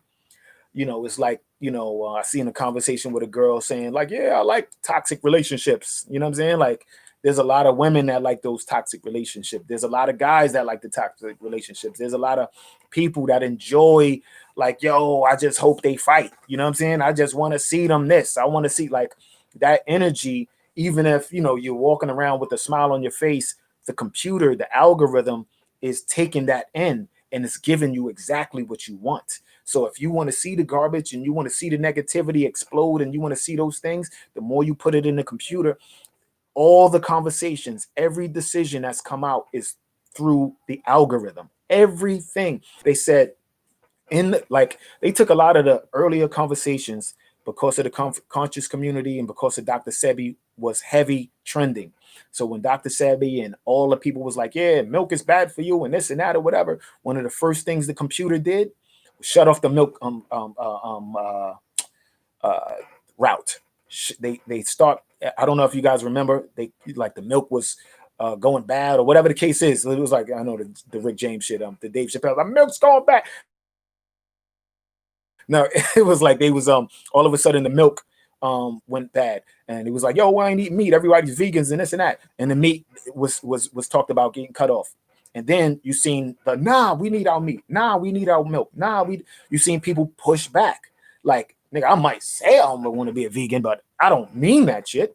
You know what I'm saying? Like and basically the computer was like, oh, okay, so that's not true. So give them more milk. You know what I'm saying? Like when people's like, oh, I might say it, but I still want my steak. I still want my whatever. So all of a sudden the meat comes back.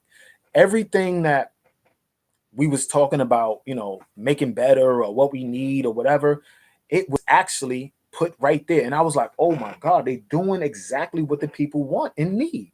Like, yo, I don't want no more pollution. And whether it was China, here, whatever the case is, like everything, they said, we don't want no more pollution. The pollution goes away. You know what I'm saying? So they like the computer simulations and data, like it creates these simulations and then it compares it to the data. And it says, okay, this is what the people will do. There was going to be a riot. The reaction is going to be this. There's simulations like that. It tells you and it gauges like, this is, do you want the vaccine? How do you gauge that without a vaccine? Will you take the test? I know a lot of my friends and family took the test. You know what I'm saying? Like, no matter what I was saying, it's like, yeah, whatever. Then when you see the test, and no matter what information that came out about the test being fraudulent or whatever, niggas still did it. You know what I'm saying? Because, nigga, fuck you. I ain't got to listen to you, nigga. You be talking that crazy shit, but I hear you, though. You know what I'm saying? They still took the test. And now there's a video that show that the swabs that they was jamming in people's noses, the cotton is alive. Whatever that shit is, the nanites, it's like, we can say it and you can say it and, show documents and people will look at you like you got 5 heads, continue eating a motherfucking chicken or eating a friggin' raw steak or whatever. And they be like, yeah, I hear you. You know what I'm saying? And then they go to take the test And it's like, oh, because my job. No, no, no. All of the nurses, all the doctors, anybody that took that freaking vaccine, they didn't have to take it. You understand? Like they didn't have to do it. And anybody that was telling like, oh, if you want to be in this and you want to do this, you got to take the test. Like, no, you don't, because it said a medical profession would have to. A medical professional is the only one that can advise you to take the test. You understand? Like it's not like people was just going off of rumors opposed to reading the shit themselves. So like just because so many people went off of hearsay and rumors, and all of a sudden you getting sent messages from people that you never heard of before, and all that's the part that was rubbing me wrong throughout this whole thing. That it was a bunch of people that came out of nowhere with all this, fantastical information that I was like, oh my God, they flooded it. You know what I'm saying? Like they flooded it with these random people. Some is real, some is fake, some is this, but all the information was void. You know what I'm saying? Like all the information was just information that was unnecessary for that moment. You know what I'm saying? And it just stalled out. So now it's like we at a point where where it's like it's the 25th hour. What's going to happen now? We eating the popcorn type shit. Like, nah, it's like the whole shit was.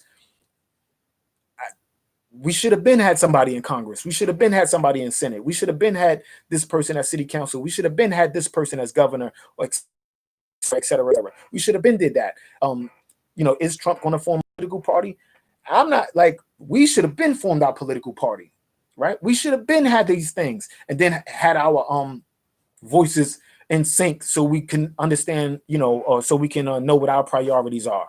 Like what Trump is doing, like, and what Biden and these characters in that party, like it's already written for them. Their script is already written. What it's up to us, to control our narrative, because the algorithm is learning from us. They're pulling from us and it's giving us what we want. Are we programming these algorithms? Are we creating these programs? No. There's a Netflix program. I forgot the name. Yo. Most of this stuff is freestyle. I'm just telling you. You can always research, but it's all facts. But I don't be retaining names, and I should be writing stuff down. As I move on, I'll get better. But anyway, there's a Netflix program where it was like, oh, there's 50 white guys who created all of these programs. 50 white guys isolated that created these programs. Now, most of the computer people that I know, like me as an artist, my time is, I spend a lot of time in isolation. Yeah, I figured out a way to, to be a social savant.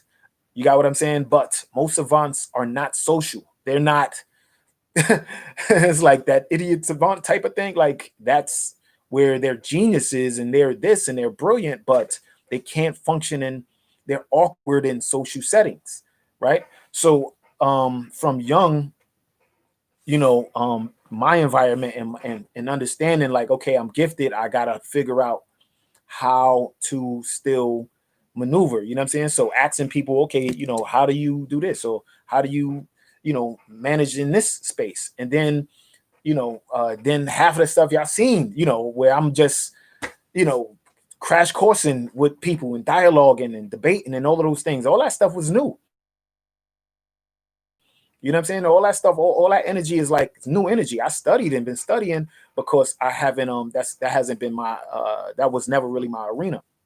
But studying and studying and studying and studying, and till it came to that point. But a lot of the guys who create these programs are not social. So all they want to see is tits and ass, war games, Call of Duty shit. They want to see you fight. They want to see. So that's why you can see fights. I've been seeing somebody get blown up. I've seen somebody's heart get cut out. But when it comes to right information, oh, we got to take that down. Oh, he's saying the election was a fraud. We got to take that down. But I just watched the fight. I just watched the bus drive off the thing. I just seen a plane crash. But just saying he needed to take that down because he said, yo, they cheated. You know what I'm saying? Oh, you want a fact check. And then the fact check is partially true, it's partially factual, and partially, like, what do you mean it's partially factual? The guy was right there. He's standing right there. He said he's Antifa or Black Lives Matter. And you said, no, he's not. But he is, but he's not. And it's like, what is it? You understand? So we're not making those programs. I'm gonna see what the people talking about. Yeah, because PA giving up on them. PA ain't giving up. Now, yeah, the PA cheesesteaks are delicious. I love PA though.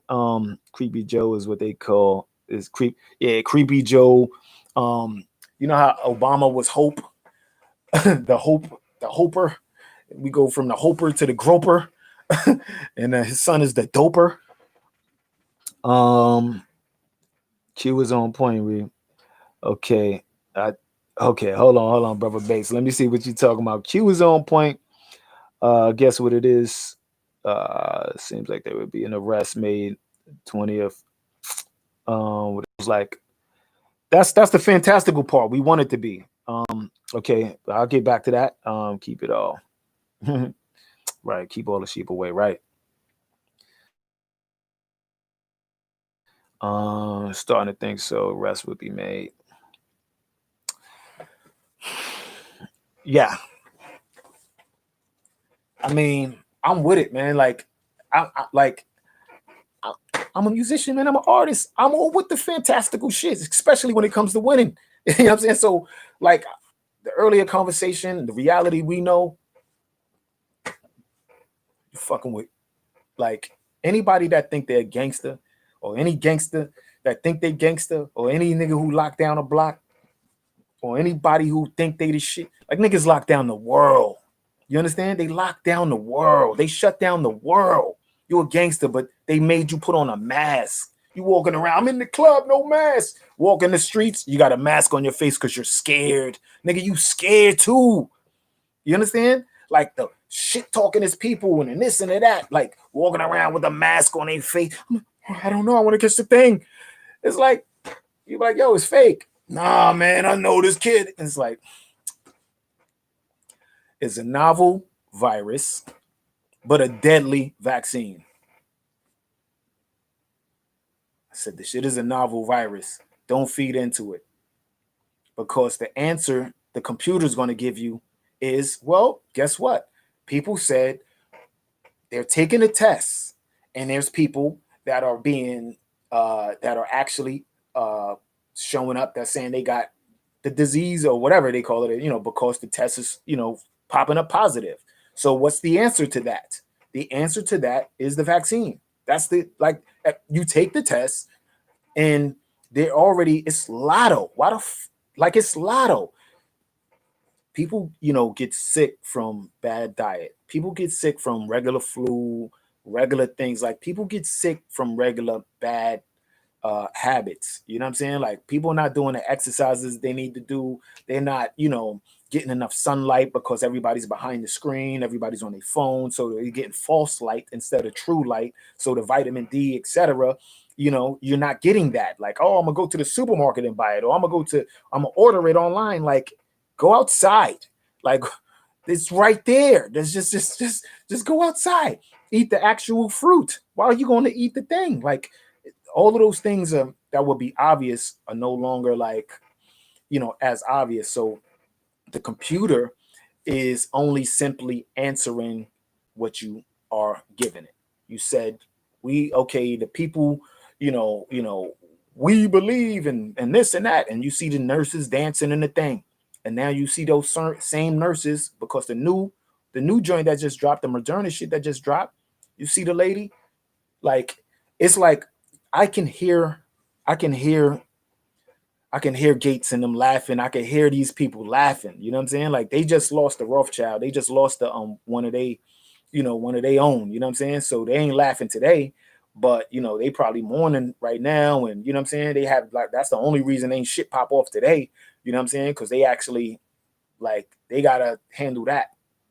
But I can hear them laughing when you seen the nurses that was dancing, and now they said, wait till they get this motherfucking vaccine. That shit gonna have them really dancing. And you see them like their nerves are shot, and they fuck with their nervous system, and they nerves are shot, and they can't stop moving and shit. So the dance moves they was doing, now they actually have all of these people where it's like they actually messed up and they can't stop moving.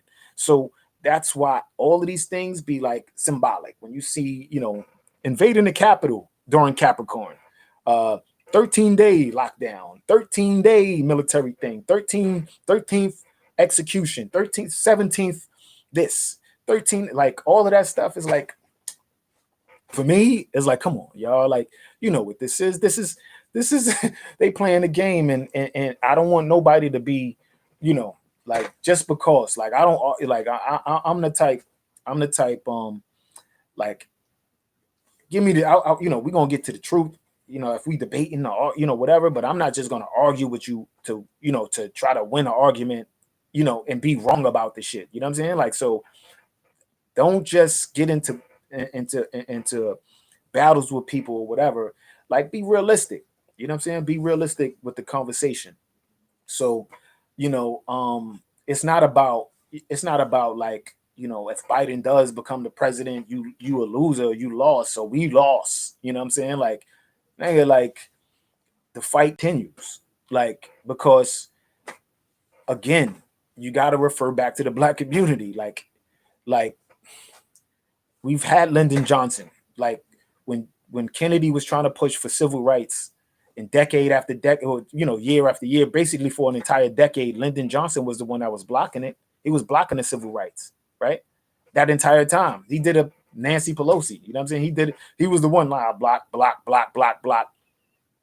They killed Kennedy. He passes it so it can be on his legacy, like he did it. Like, oh, I passed civil rights. Look at me. I'm the king. I did this. I'm the greatest. And that's how history is trying to write him as a good guy. When in reality, like, that's not how it is. Like, he the one who lied to Martin Luther King. With Martin Luther King's, you know, last days alive, he was like, he didn't realize he was lied to until then. You see him speaking. He's, you know, at that last day in the church, where he's talking like a panther.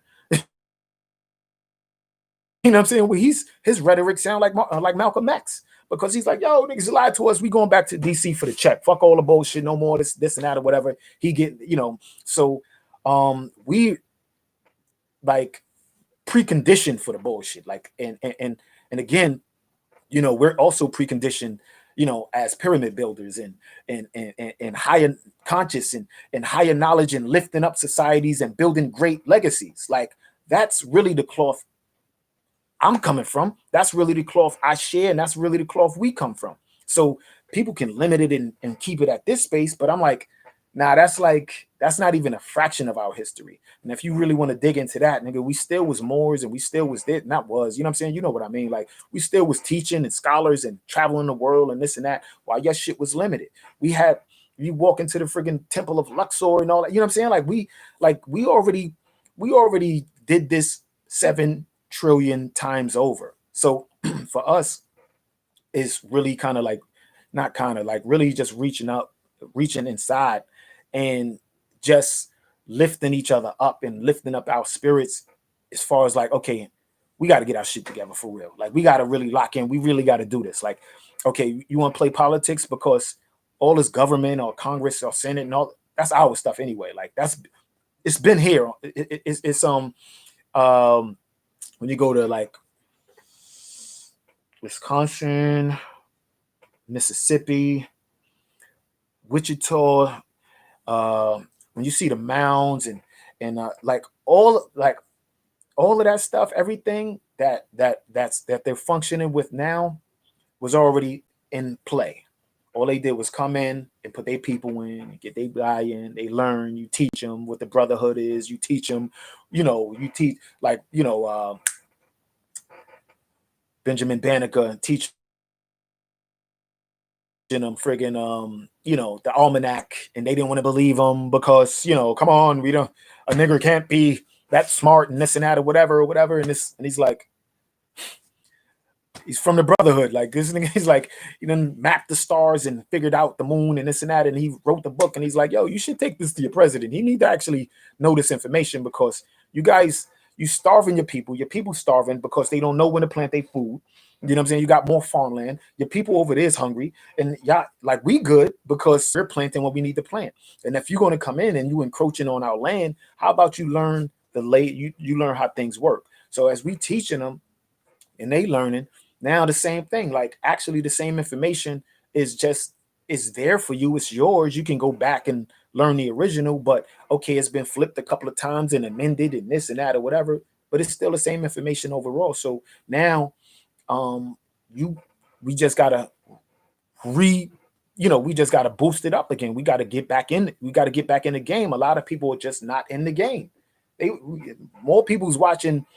You got some of the realest warriors on the football field banging against each other.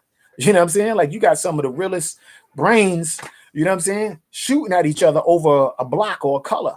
You know what I'm saying? And then, on the other side, you got people like, you got these guys who's too arrogant to pay attention to some of the geniuses around them, so they company fail because, you want to be a racist, or you want to be ignorant, or you want to be like, no way, we got to listen to you. You know what I'm saying? And then, like, there's plenty of examples of major corporations that should have been, trillionaire corporations already, that just didn't want to connect and listen to the black guy, or the black woman, or the woman, or the Indian guy, or the whatever. Like, they just didn't want to listen. So that is what is happening now with this whole capitalism, corporatism, and what's coming in is what I call cyberism.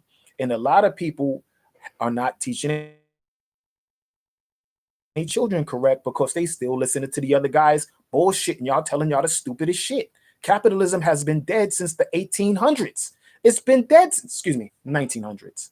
It's been dead since because 1871, when corporate, once the United States, Germany, and all the nations went corporate, capitalism was dead after that. When you think the Union fighting the Confederates, that was okay, corporatism taking over. Corporatism is the documents. The Union is paperwork. They the paper hustlers. Lincoln is a lawyer. He was a lawyer. Those are the paper hustlers. They getting you out without punching you in the face. Capitalism is, I'm taking your gold.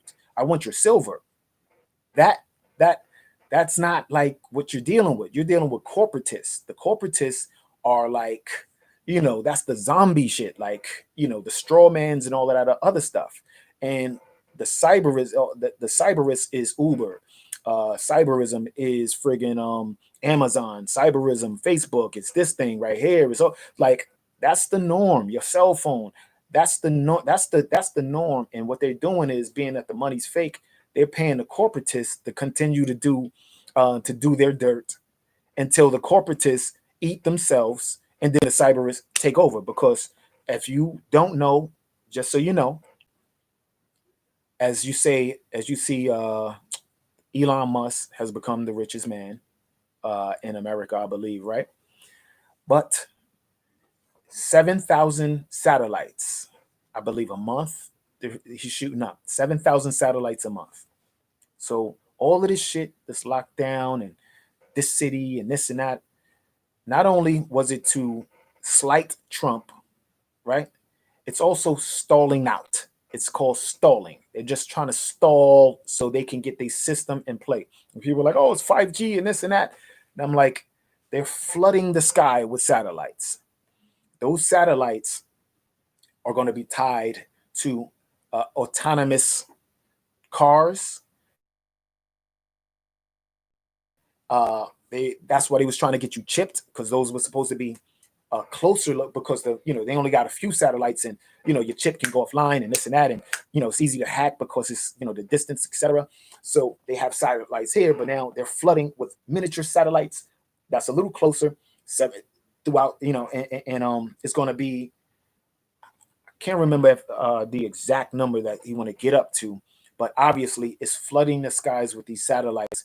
So if you want to do Blue Beam, Project Blue Beam, if you want to control these cars, if you got people chipped up and all of these things, like, the satellites don't have too much far to travel. It's more satellites to easily ping from. It's a faster ping. It's a faster system. So that is what is coming. That's what the harsh reality that we're going to.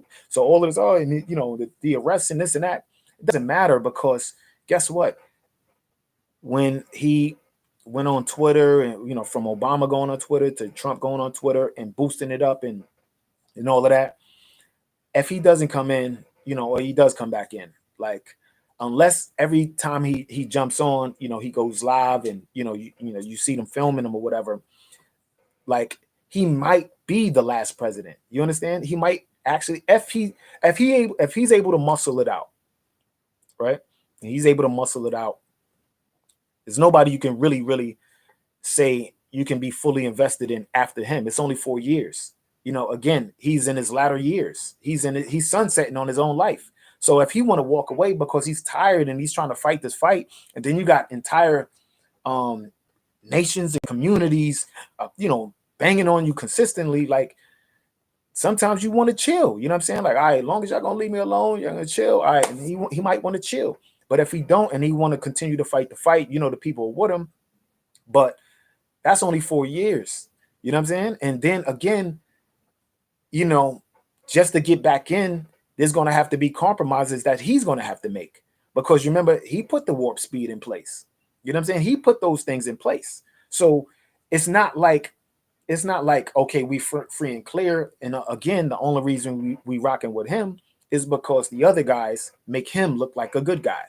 You got what I'm saying? So again, he's done a lot of good. He's, with them saving them children, instead of being over war and killing other people's children, he's going around saving the children, like having the military run around saving children from underground bases and shutting down Epstein Island and Harvey Weinstein and the rest of these characters that's been doing this for generations. You know what I'm saying? Generations of this torture and torment. So what could happen and what we want to happen and what we know, that has been the, usual suspects, in their usual antics or whatever. We're supposed to get our stuff together, not get emotionally tied to any outcome. Just can't, I don't care. Just don't get emotionally tied to any outcome. If they march them up there and blow their brains out in front of still, oh, damn, that's crazy. They shouldn't have did the dumb shit, because they know what treason is. As soon as you sign up for that play, you know what it is. As soon as you sold us out to that nation, you know what it is. Because I like the shit that Mike Pompeo was saying. I'm gonna get to, if what Mike Pompeo was saying. He was like, yo, I don't think we should, sell out to China. I want to make sure that and he's still saying that right now. You know what I'm saying? Like he's still, and again, the play could be, we just hypothetically thinking of what the play could be, right? The play could be Mike Pompeo trying to set himself up to run for president.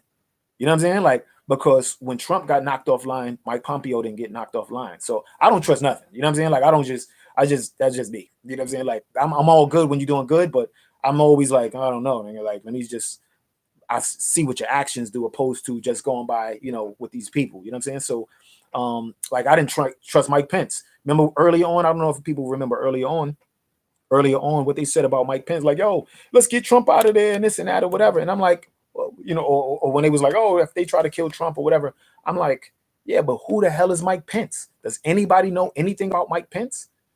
Nobody knew. There was no answer. Nobody knew who the fuck Mike Pence was. So that conversation stopped. Like, yo, leave Trump alone, because we don't know who Mike Pence is. Right. So now it's like, but anybody but Trump when it came to that. And then this guy pops up and I'm like, yo, fam, like you gotta chill with this. And you couldn't even stop them from having that conversation because even after this, people go back to, so again, it was, great chopping it up. The declassification of those documents and, is historical. The paperwork that's out. And as it start unloading, it's going to be a lot of shock. It's going to be a lot of books written. It's going to be a lot of, lot of jaw dropping information. And what we want to happen, hopefully it happens. And hopefully Pence received. Yeah. He got one of those letters. He got one of those letters at the Bush funeral. Pence got one. Jeb got one. Hillary got one.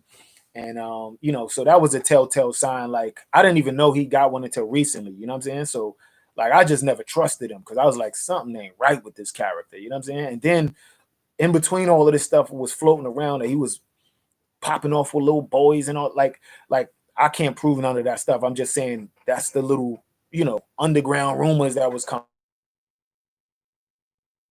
up or whatever. And it's like, something ain't right. You know what I'm saying? So then come to find out, it's like, you knew, you know what I'm saying? You already, you could kind of tell, like, though, that character.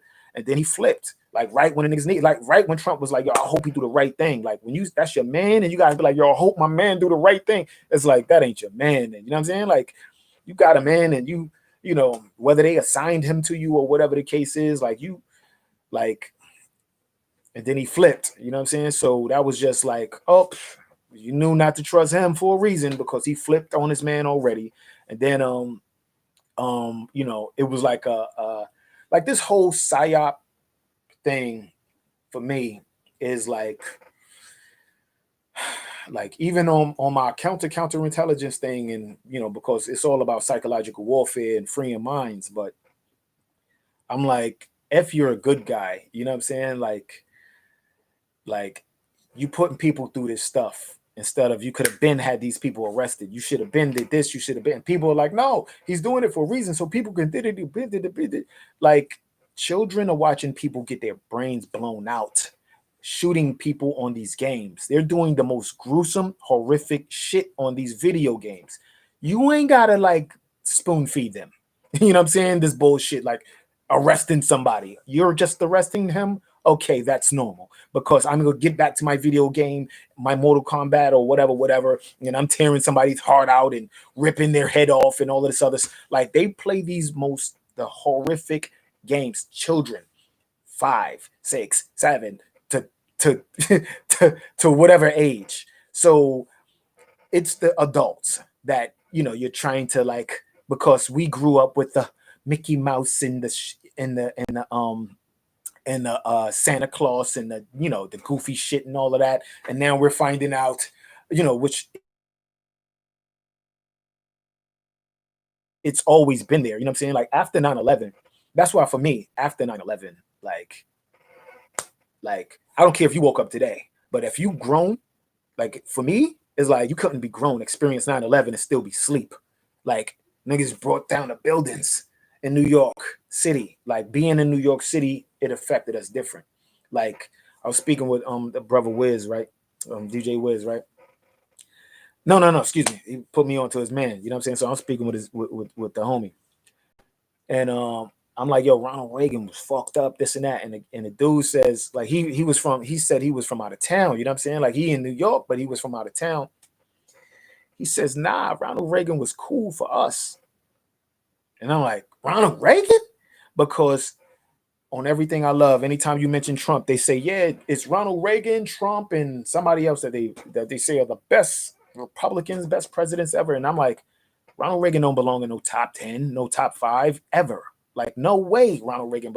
But when homie was saying, like, yo, see, when New York was getting bombed on by Ronald Reagan with the drugs and flooded and, you know, and the police and the prison and the crime bill and all that, places like Cincinnati and Oklahoma and, you know, these out of town improved.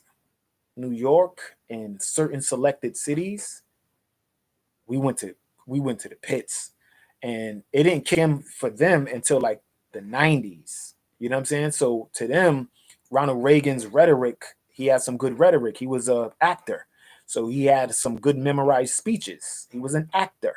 So when you're an actor and you can memorize a great speech, because remember he was back in the days as a cowboy actor. So he was actually a Hollywood actor. So he can memorize these great speeches. And all these guys that's in Congress today, now I see them with their waxed hair and they're perfectly reading the speech. Like, that's not from your heart. You just reading the speech. They giving you these scripts, and we done seen the people on tape. It was like, yo, you gonna read your paperwork? Nah, I'm gonna wait for them to give me the script. And I'm like, that's just what it is. All these guys are like scripted actors. They're just great speech readers.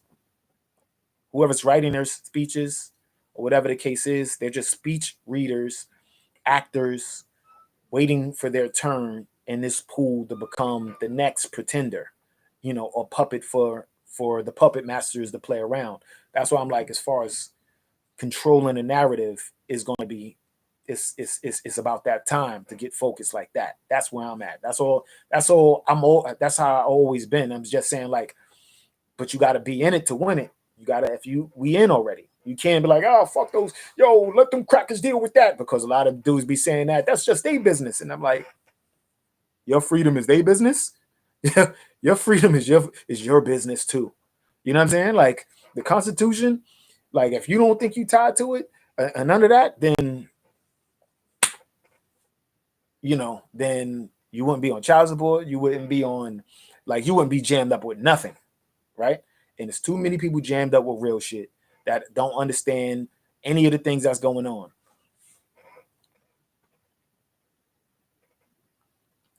Yo, I'm gonna tell you what. You see how they collapsed Hollywood? They collapsed Hollywood. Where did those directors go? Where did the writers go? Where do you think they went? They like all of this stuff that's been happening. Like, remember when the shit was going down? This shit looked like some Bruckheimer shit. You know what I'm saying? Like it looked like it's like the exploding buildings and the certain angles of them with the fist up and the fires and the cars on. I'm like, this is some Hollywood scripted shit here. Like I like automatically, like Brother Bass, he was saying like when they were saying it was the riot, you know, the initial protest, and he said CNN used the footage from a movie or something like that. I can't remember the movie. Like if you still on or whatever, but I can't remember what movie they used. What footage the CNN use, but it was a movie footage, and they try to say that was happening in Minneapolis. Some they was using the footage from some movie or whatever, right? And see, I haven't rocked with CNN since they called a black man a zombie, you know. So, you know, when Trump says fake news and all that shit, like that's shit like that. I'm like, yes, finally somebody's like calling these clowns out. You know what I'm saying? Because even though that was proven to be fake, they never apologized and they never pulled that offline. And they keep putting a blackface on all this shit. When those buildings, when the police building burned down, when all these buildings was burning down, they put the blackface on that. They try to say that was us doing that shit. I seen these goofy niggas trying to throw Molotovs and the shit fall on them and they burn up and they fall down the stairs screaming like, ah! I seen all the footage. Nigga try to break into a car and blow a car up. The shit bounce back, burn them up. I done seen all that shit. So you can't tell me these people who have no coordination as far as, you know, revolutionary spirit, because they haven't listened or been tied to any of these real things and are not organized at all because of another conversation. But to bring down a building is professional shit. To see a building collapse and a fire burn and all, and then you see the celebrities, yeah, we need that to happen. We want to do that. Like, you want to do that, but that's not you. That's called insurance scams. Like, if you ever lived in New York City and you do some Googles, everything that's happening to the rest of the world happened to the Bronx. Do some investigating on the Bronx. When Ronald Reagan went to the Bronx and he was like, this shit looked like a war zone. Like, because all the owners of those buildings burned down the buildings to get the insurance and to make it hard for the black people that was living there. You know what I'm saying? They got the money, made it hard for the black, and then they just was like, we won't build in Harlem until 100. There was a 100-year contract not to build in Harlem, not to invest in Harlem. So shit was fucked up for a really long time, right? So I seen that contract. I seen that information. I seen the architecture things before Harlem turned around. I was like, oh shit. They was like, yeah, the contract is up with them saying let's not build and let's not help certain neighborhoods. So now that's happening to the rest of the world, because when it was happening to black people, everybody was cool with it because it wasn't you, because it wasn't him, because it wasn't her. So there was a quote that I seen that, you know, that kind of like got my attention. It was like, being that we're not all going through the same struggle, like that's why there's not a unified, that's why it was hard to unify, organize, because everybody's going like, okay, you got a little more bread than him, your struggle's different from hers, your struggle's different from mine, etc. So it's hard to like unify that imbalanced voice. So they take advantage of that, right? Because these guys are organized enough where they have their committees, and they have their elders and all of that, and they actually sit down and they brainstorm and they feed in information back and forth. You got what I'm saying? Like, you see how long I've been doing this shit. Like, I've been doing this shit long enough where none of these guys reach out and show respect like that. No, nobody's like, you know what I'm saying? Like, none of these guys, like, and then when I was in the space, you know what I'm saying? In the space, to be attacked. Okay, boom. Fast forward, everything's mended. Everything I said has been this and that. Niggas, it's still no unity after that. Like, it's still no, like, yo, we need the integrity. Whoever has the integrity wins. That's all to it. So I don't care if you're the good guy or the bad guy. Whoever got the most integrity wins. What is integrity? That's like saying you solid. That's like saying when in court, it's like grounds, like standing on your square. Whoever has the most integrity wins. Meaning if your squad has integrity, and where Trump said, I hope Mike Pence has courage, right? And people say, yeah, loyalty and courage. In the military, we don't say that. We say integrity.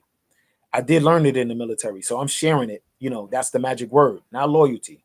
Because if there's integrity, you ain't got to worry about loyalty because you got integrity, right? If there's integrity, you don't got to worry about things like honesty because that's integrity. So that's what we've been programmed for all of these years, is things that has kept us stagnated.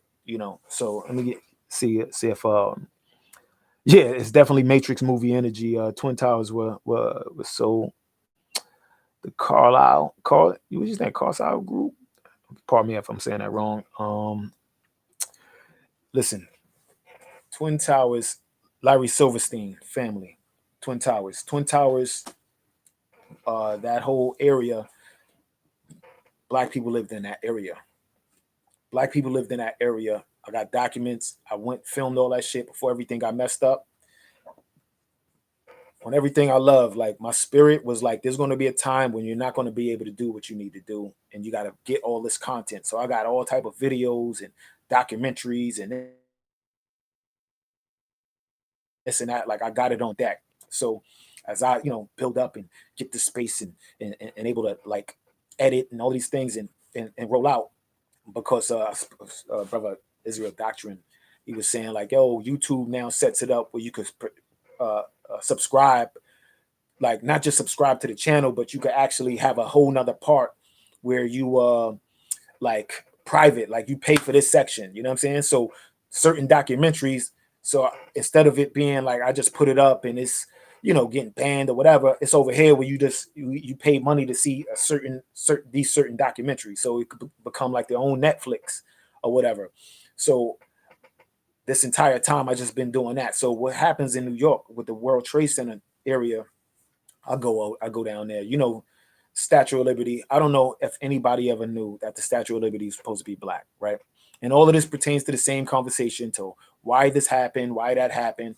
Because if you really know the end all be all, it's to stagnate, it's keep stagnating and keep stagnating until they get it to the point where they got it, right? So they need to keep like any uprising. When you control a narrative, that's how you neutralize the shit. So they neutralized a lot of revolutionary people, revolutions, etc., insurgencies and all of that or whatever. They neutralized them. Whereas like now they're just creating their own to make it seem like it was something. And that's why I'm saying they put blackface on a lot of these things. Whereas like when it was the insurance scam, they said, oh, that's Black Lives Matter and they just need to have the voice, and you see all those bullshit things. Now with the Capitol building, who they locked up? They locked up the black kid. You know what I'm saying? Oh, excuse me. Locked a lot of people up. But then they're showing the John Sullivan kid. He was the leader of these 200 people. This kid, this goofball, they put him on CNN. CNN's hyping the shit or whatever. Then they had to lock him up, and you see they let him go because George Soros or somebody done paid that shit off. But they put the blackface and they show you like, nah, it's black people. And then the conversation of, oh, the only reason Biden won, you know what they saying, is because of black women. Now, I'm not saying that there's no truth in none of it, because yeah, black people did participate out there because obviously that's a black guy standing on that car or jumping up and down, but he's paid to do that. You know what I'm saying? So he shouldn't be there. He shouldn't be up on the car, but circumstances have it where he took the money and he did it. So some people got involved after that, but he ain't burned down that building. He didn't like a police station. He ran in a police station. Black people avoid the police. Like, nigga, fuck 12 was the whole conversation, right? So all of a sudden you're saying he's going to walk into a police station and burn it down with his one Molotov, and they got a whole police station full of guns and ammunition. This is the stupid shit that people was like, yo, and that's why I was like, oh my God. Like, so with the Biden thing, you know, talking to the black people when a goofy ass niggas and goofy ass celebrities, out of touch, compromised niggas like, yeah, and Biden comes in and this and that or whatever. And then they blame black women and they, you know, the sororities and all of them. And they say, well, if you don't like Biden, blame black women. So they keep putting us as the fault, like this whole disease shit and the whole whatever. That's why in the 2013, 2012, they try to put us in front of that. The Ebola, they try to say it was a black, you know, they put it in Africa. The zombie apocalypse, they try to say it was going to be a zombie apocalypse and the whole vaccines and all that shit. That was the Rudy Eugene shit. And you know, if you actually go back and see on all of that, they said 2 more people did it in Baltimore. It was another black man ate another black man in Baltimore, which was all lies. You know what I'm saying? Which was all, you know, crap. But they keep putting us as the face card. That's the only reason I'm like, yo, I'm paying attention to all of this, and I, you know, everybody else should pay close attention to how these games are played, because you know, it's actually documented on how they tear things apart, on how they mess up our progress, you know, because 100 years ago when they did that, when Wall Street crashed and things went good or whatever the case is, it stalled black people out when they was making progress. So, you could have had the electric car years ago when they stalled it out. So this whole great reset and starting all over again, you know, we had that conversation. You could go look back and see some of that. But the only thing for us is paying attention. I go downtown Manhattan, right? I go downtown Manhattan, and I see that right with Africa, they try to say the HIV thing, you know, and I go downtown Manhattan. Check this out. I see that there's a huge Jewish museum. I see a huge German museum. I see a huge Russian museum. I see a huge Indian museum, right? Our museum is an office space. When they built this federal building that is on top of an African gravesite, just so happened around the time that they was doing it, we had people alive like Khalid Muhammad, Dr. Ben, you know, Dr. Dr. Amos Wilson. We had fun, you know, elders. That's how people, you know, they fought for it. So God bless, you know, the elders that fought for that. Now, they built the federal building on top of it anyway, because it's fuck you anyway. I go inside the museum. It's an office space. You wouldn't know that this is for black people. You would not know. If you're downtown, you would walk by like you don't even see it, because you would not see it. But I see this one, it looks like an arena. That's for them. That's for them. But our shit, you won't even notice it, right? So boom, I go into the Indian one. Let me go into the Indian museum. I documented it all just so whenever I drop it, you know what it is. I go inside and I'm taking a tour and listening to the curator and, you know, tell me this and tell me that. And this is from this part of America. And this is from, you know, Oklahoma and Wyoming and this and that. And all the stuff that's in that museum is from anywhere except Manhattan. If anybody knows the history of Manhattan, anybody heard the story of it being sold for beads. Indians sold it to European colonials for some beads. Some bullshit story they told me when I was in high school. I don't know if y'all heard that story too. But anyway, that was a story that I always heard, that it was sold for some beads because that was what was valuable to that Indian tribe at that time, supposedly. So I'm going in, I'm expecting to see something. I seen, you know, a man come out and, you know, he looked like he could have been Mexican, Spanish, or Indian, whatever he was, but he came out with the face like, I just see my heritage. So I'm going in expecting to see stuff. So I'm seeing garments and things like that. I come back out. But before you go in, if you know where the Bola's at on Wall Street, it's right there. It's right there. This museum is right there. There's 4 statues in front of the museum. There's a European statue, there's an American statue, there's an Asian statue, and there's an African statue. Now, all these statues, the Asian statue, she's sitting up, but she's sitting on skull and bones and and but she's up and focused, like she's meditating with her eyes closed. The European one, she's up like she's, like she's ready to leap and get busy. And they have a European American with an Indian in her ear, like a chief, Indian chief, whispering in her ear, but she's up and focused. And then you get to the African one, and they got her slumped over and leaning on a sphinx, and a lion is like trying to lift her up. Her titties is out. The other ones is all closed, but her titties is out. Her hair is like messy, and she's like this. So I'm interviewing people to ask them what do they think about that right there, right? So women, men, I'm asking them, what do they gauge from that statue? And I'm just saying, that's what you see when you come from the Statue of Liberty. That's the first thing you see is the statue of this black woman slumped over while everybody else is that. So there's been a spell on black people for, that's like casted in stone. All right. So inside this building, you walk, it's supposedly an Indian museum. You walk inside, there's nothing in there. You come out, right? Take a few steps around. There's these plaques outside, and it says, there is beads and cups and all types of artifacts found in this area or found here that date back 3,000 years that belong to Africans, that belong to black people. Walk another few steps, and it says the same thing about some more beads and artwork and this and that. And it dates back another 3,000 years and 5,000 years and 2,000 years and 1,500 years. Now, 1492 was not 1,000 years or 2,000 years ago. So if you speed up to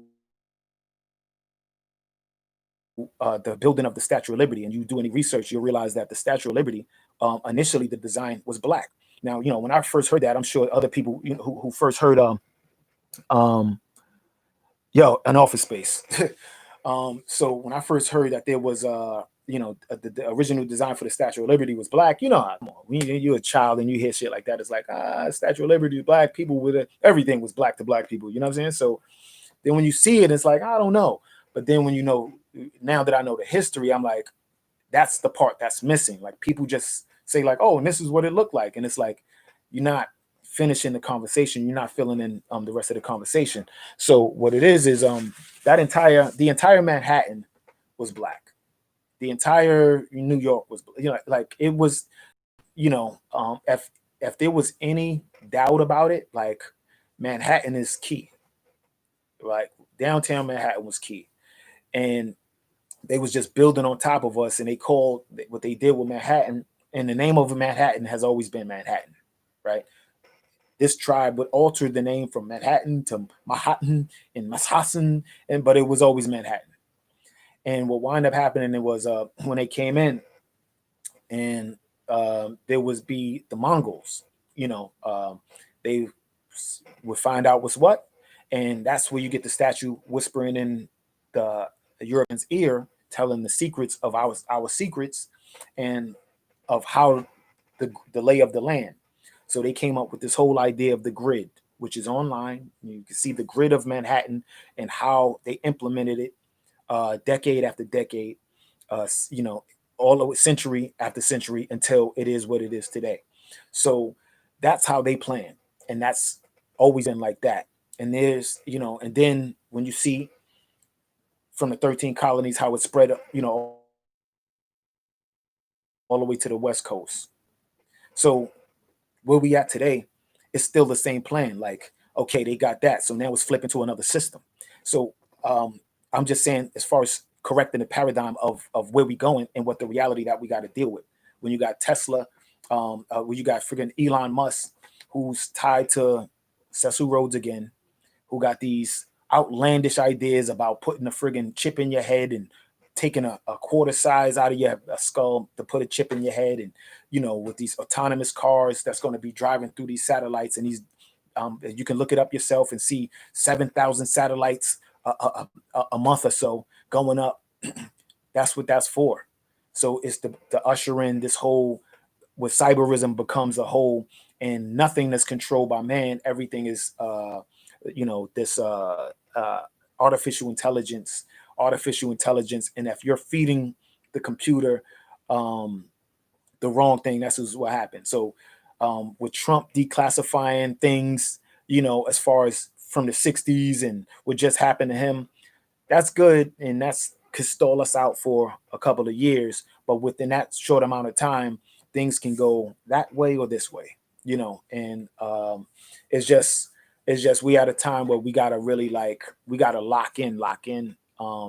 Still, again, we still have our fun or whatever the case is, but it's not it's not like it's not a joke. Like, don't get over invested in Trump that you lose focus of, that bill. I checked the one on New York, the A11179, and it's like it's at the second stage, because I definitely was trying to, because you can vote on the bills too, and it says yay or nay, and I was like trying to press nay, nay, nay, nay, nay, and the shit wouldn't go through. So I guess it's not at the point where we could vote yet or something. But every time I'm gonna just keep going back to try to press nay, and there's another one in New York that I got to press nay on. And that whatever city or state you in, I suggest you find out what these COVID lockdown bills that they're trying to do, because see, in New York, the only reason, other places too, and the only reason I'm saying New York, like PA should know, but it's New York is a little more slick with how they take your school system, how they take this and how they take that. They do it in the dark. They do it at the late hours. They do it when you ain't paying attention. So that's how they move. So while we paying attention to, oh my God, and Trump should be this and should be that, this bill slides through. You know what I'm saying? Or they take this. So, oh my God, while we this and that, this nigga, while we buying Bitcoins and crypto and this and that, and while we buying sneakers and this and cars and this and that, this nigga's buying farmland and buys up all the farmland. You know what I'm saying? So priority wise, is like, we gotta have a talk. Like, we gotta, you know what I'm saying? We gotta lock in for whatever, so we can flip this, because it's energy. It could be flipped easy. I got confidence in us. I know we could do it.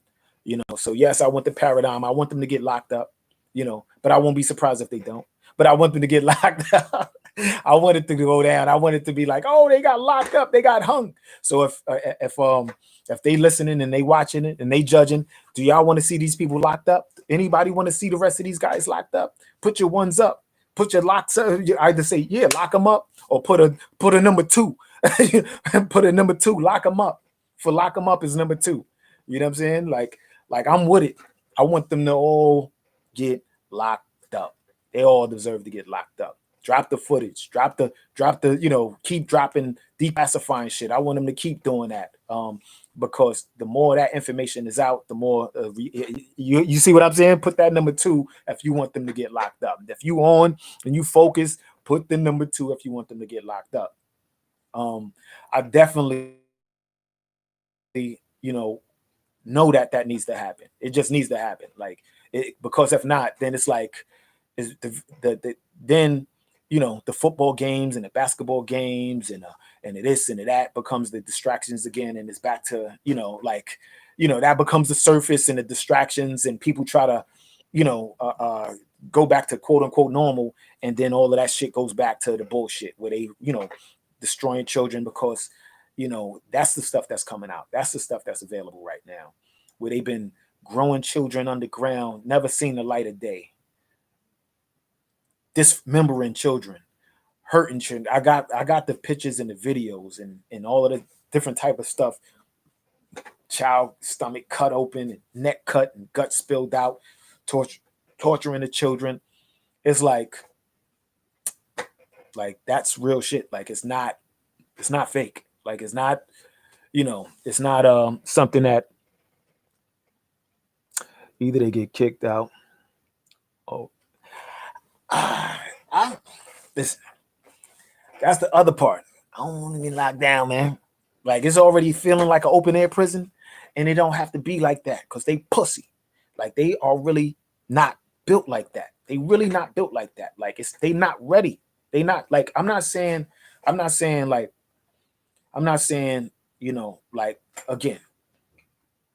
I seen bad stuff. Like, I've been a part of environments where they can make your life really uncomfortable, but they still living on the same ground as you. Like, they still, like, they ain't got the end game is all of them living on a space station, and then they can call shots and press buttons and talk to you from a big blue projection screen and all of this and that. Right now, 3 or 4 of them can fit in that place, and they still building it. You know, it's the International Space Station and this and that, and they're trying to SpaceX and space this and whatever. Like, they're not finished. They're not. It's not there yet. So you can actually still run into Chuck Schumer. You can actually still run into Nancy Pelosi and Governor Newsom and Cuomo. You can still, people still run into these people, right? So, like, you can still tell them how you feel, you know, about what they're doing. You can still express yourself to them. Like, you can still organize your, because this is what a politician told me. And if I can remember his name, I'll tell you exactly who to blame for this information, because he's definitely said what you do is, when you got a problem with them, you show up to where they live, and you be out there with your picket signs and y'all protest, and they can see that and they feel that energy, and that's how you get shit changed with them. So that was a politician that told me that, and I believe when I said that to one of the brothers, he was like, "Fuck that nigga," like, because he didn't like the politician. But I'm like, that's another thing with Trump. Like, people have been so like, fuck that country and fuck North Korea and he's like, that's not how you get things done, man. Let me go talk to the guy and see if he really saying fuck us and he really want to kill us. And next thing you know, he's shaking hands with the guy from North Korea that everybody been petrified of for years and years and years. And he go over there and make a deal with him, walking in North Korea. No president have been there. You know what I'm saying? Like, that's why it's like, whether you like them or not, it's just the reality. Inoculation, government depend. Yeah, I know. I know, man. I know, like the reality, the harsh reality is, like, we haven't got our shit together where, you know, where if they did this, we can counter with that. But all I'm saying is, like, if it came down to that, instead of collapsing on each other, you find where they at, because that's why they got the barbed wires up. You know what I'm saying? Because either they're gonna have to live in there forever, or if not, like, either they got the barbed wires up to take them down, or to protect that, the fact that that's where they're going to be for the rest of this bullshit. Because it's really like the way things is set up with the trillions just floating up in the air right now. Because if the billionaires only have about $3 trillion, because they said they wealth increase about $3 trillion. But if it's 27 trillion still floating around, that's progress, man. Like, that means, like, that's a bright future.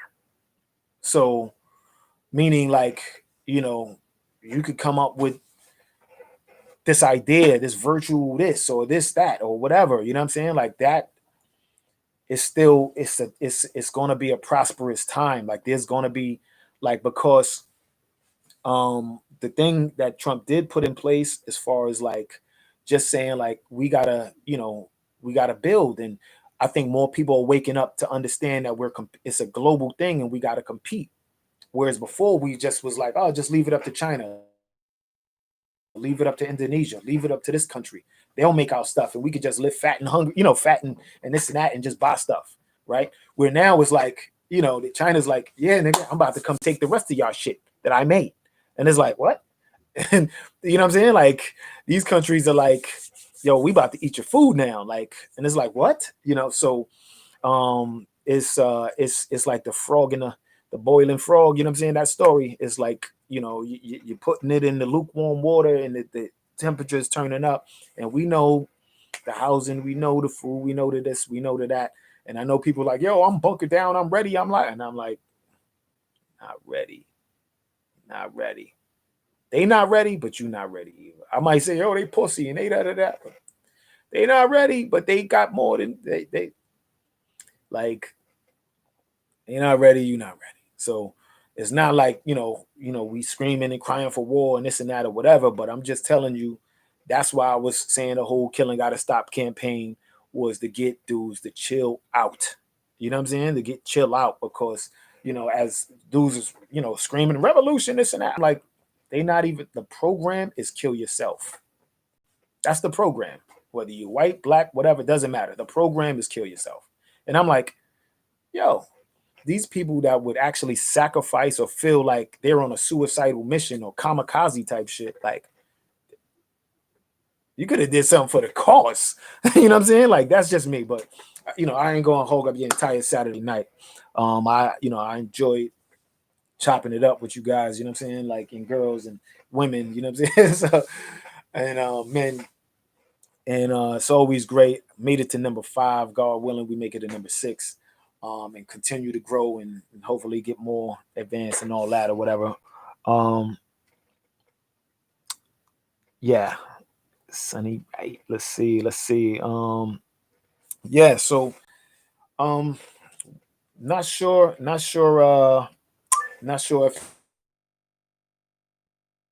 you know if you know you guys actually heard from the beginning to the end, but it's 2 paradigms. We know what it is. You've seen all the footage, you know all the footage. Basically, the reality that we can, you know, that is going to boil down to, that's going to bottom line it, is either, you know, that's going to be the biggest show, or it's just going to be, you know, back to normal, back to, you know how Jay-Z say, back to the way shit was type shit. And we don't need it like that, because I know a lot of dirt bags think, you know, they'll be included in the dirt. You know, and even with them with the border shit, even with the border, and it's like Biden is talking about you know, just legalizing a bunch of immigrants. And not that, you know, obviously I got family that's from Puerto Rico and this place and that place or whatever, but like I seen the caravans, and you know, just as Trump was like, yo, these people out there, they ready to come eat your food. Like, they out there, like, he's like, trust me, I built this wall because they, like, the shit that Obama was doing with this Fast and Furious and the rest of them, those guys that was doing, like, they was fueling them to come, they fucked up their town, and the fueling them to come up to, you know, to come here.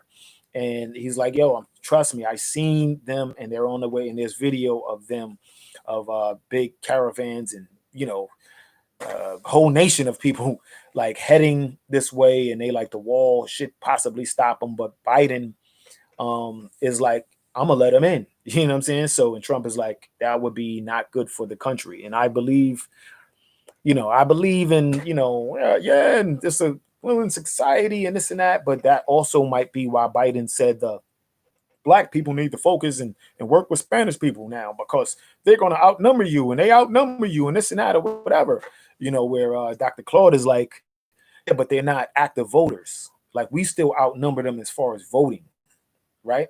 And, you know, I'm both, but at the same time, I am who I am. But at the same time, it's like, we need what we need. Like, why they still trying to decide whose side they're going to be on, and, you know, minding their business and just hogging up space and not actually participating in anything, we got to be focused. Like, the unity need to be there as far as black people, white people, anybody that's for truth.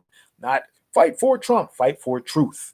Like, don't be so focused that you lose focus. You know what I'm saying? Like, you know, this whole, you know, constitutional thing. Like, I understand there's people like, oh, that's not written for us, and the people who wrote it had slaves and this and that or whatever. What that document is keeping these animals tamed. It's like how the Bible keeps certain, you know, nutcases sane. It's the same with that document. I don't know, you know what I'm saying? Like, I don't need paper to tell me what's right and what's wrong, you know, but some people do need that paper. Some people need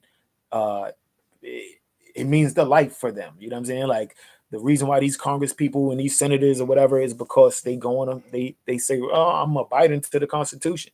And if you actually know what the Constitution, you know, if you know that information, like when they used to try to, you know, do the illegal searches in New York, right? I used to be like, yo, is this, and that? You know what I'm saying? Like, nah, you violating this.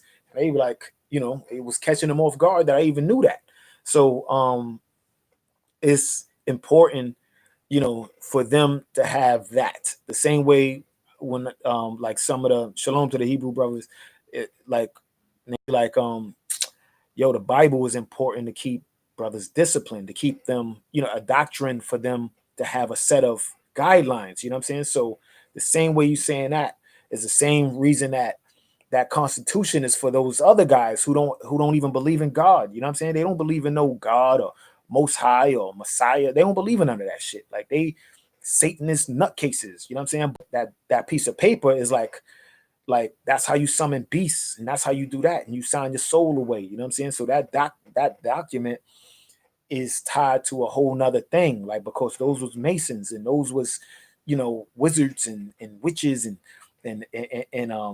the spirits that's locked into that document. They want to break that spell, right? So it's a lot, but it's not that difficult.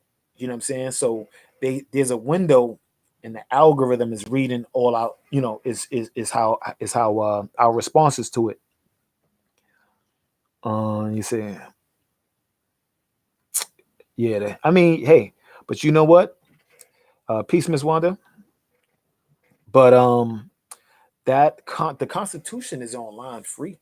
Like none of this stuff is no more. You gotta, because I got the video and pictures of me in Washington D.C. and Congress and all of this and that and all that. I did all that, but all of that stuff now, you pull that shit up online. You know what I'm saying? Like, and if possible, if you could print the shit out before the computer makes some changes, and that's the whole thing. When shit go all digital, that's when it get. That's when the conversation is different. About 10 years from now, when everything is all like cybered out, that's when, so that's why I'm like, to be able to be a part of the paradigm in a productive and prosperous way starts today. That was a good line. That's a good line, man. I'll write that down. Was videos. Let me let this thing when you put a link. I said right downtown in Philly. Shit is beautiful, bro. Yeah, inside is deep. Yo, Philly is beautiful. Philly is heavy with the brotherhood though. Philly's on some shit right now though. Philly got Dr. Cosby, man. Like, you know what I'm saying? Like Philly, the brotherhood in Philly, like, man, like that's the only thing about our people, because we be so locked in with the brotherhoods and this sorority and fraternity that we make it bad. We make it hard. You know what I'm saying? Like, cause you be like, yo, how did this happen? And you be like, well, this guy or these girls and these people, and they did this. And it's like, it be these, like, they be so like, like, and at least with the Marines and the devil, the rest of us, like, who be locked in and we with the BS, but we be like, that's where you get that friendly fire, because we be like, this nigga just told me to do some bullshit. Nope. Boom.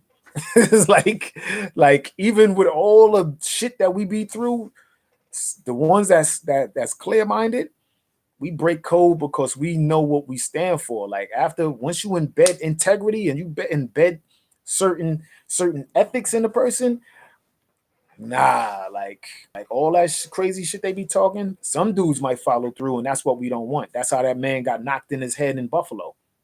When that old man was standing out there trying to protect the young guys who was out there protesting, and he was like, yo, when the police came out with the heavy artillery and the heavy geared up, riot gear and all that, and he's like, yo, don't go over there, don't beat those children up, and they knocked him down, you know what I'm saying? He cracked his skull, and then they didn't know what to do, because they was like, people will be so hyped to be the boot.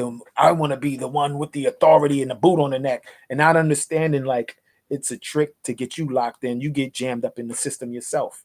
You know what I'm saying? Like, you laughing at people that's saying anti-vax, take the vax, and now they jammed up like, don't do it. And then somebody else is like, oh, those are fake. And it's like a cycle of stupid shit. Like, so the paradigm from now to 10 years from now, I'm not even saying the full generation. I'm not even going to project all the way to 2040. To 2040. I'm gonna just say at least for this 10 years, for the next decade. But today, like, starting today, like, understanding, like, whatever happens on the 20th, as he's declassifying those papers and all of that, as Trump things, like, like, frozen on mine for 5 seconds. That was frozen. We still got to know to make sure Still, as long as you see from the low lives in Philly is all good. Nah, no question. Philly's all love. I fuck with Philly. Philly's all love. I'm just saying, like, Dr. Cosby's in Philly and he should have never got locked up. You dig what I'm saying? Like, the election fraud happened in Philly because the brotherhood, the sororities, the brotherhoods, like they counted on us to create enough, like the face, like that's the whole thing I was saying as far as using us as the scapegoats for, for the bullshit. Like as they pulling strings and then they put a couple of us in the front. And then so when you angry and you da da da da, it's like, it's us in the front. So I rock with Philly. I love Philly. You know what I'm saying? Philly showed me mad love anytime I was out there. You know what I'm saying? So I really, really enjoy the vibe out there. But, like I just know that brothers are smarter than the behavior that's happening, because in all reality, I'm glad that you even speaking on Philly. In all reality, they trying to make Philly like Chicago. Like Chicago, I went out there the few times I went out there, it was all good the first time, everything all cool. And the dude was telling me, giving the breakdowns of the lay of the land, et cetera, et cetera. Next time I go out there, shit is different. Like they done pushed all the black people this way and all the businesses, and it looked completely different from what I've visited. You know what I'm saying? So, I know Philly is already pretty established on how it looks and how things are functioning, but like they purposely was doing things in Chicago where those children was killing each other. You know what I'm saying? So Philly, they starting to, I'm like, oh, okay, I see what they doing. And God willing, that shit stops. God willing, it's over. God willing, they stop doing that. And the reality is, they was doing all of this to slight Trump's successes. And that's just the reality. That's why now that they feel like they won, you see Cuomo and Lightfoot and the rest of them scaling back on their lockdowns and all of that or whatever. So that's the only thing. That's why I'm like, the reality is like, whether he stay, whether he go, I want him to stay. I want him to, I want us to get our shit together. I'm hoping for doing my part to prevent it. But they was doing all of that stuff to slight him, and I think it's a lot more obvious now. But yeah, and again, we're gonna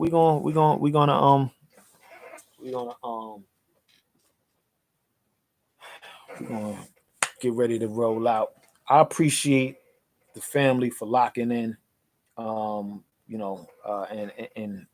staying in with the conversation, and obviously, obviously, the countdown has begun. Showtime to shine.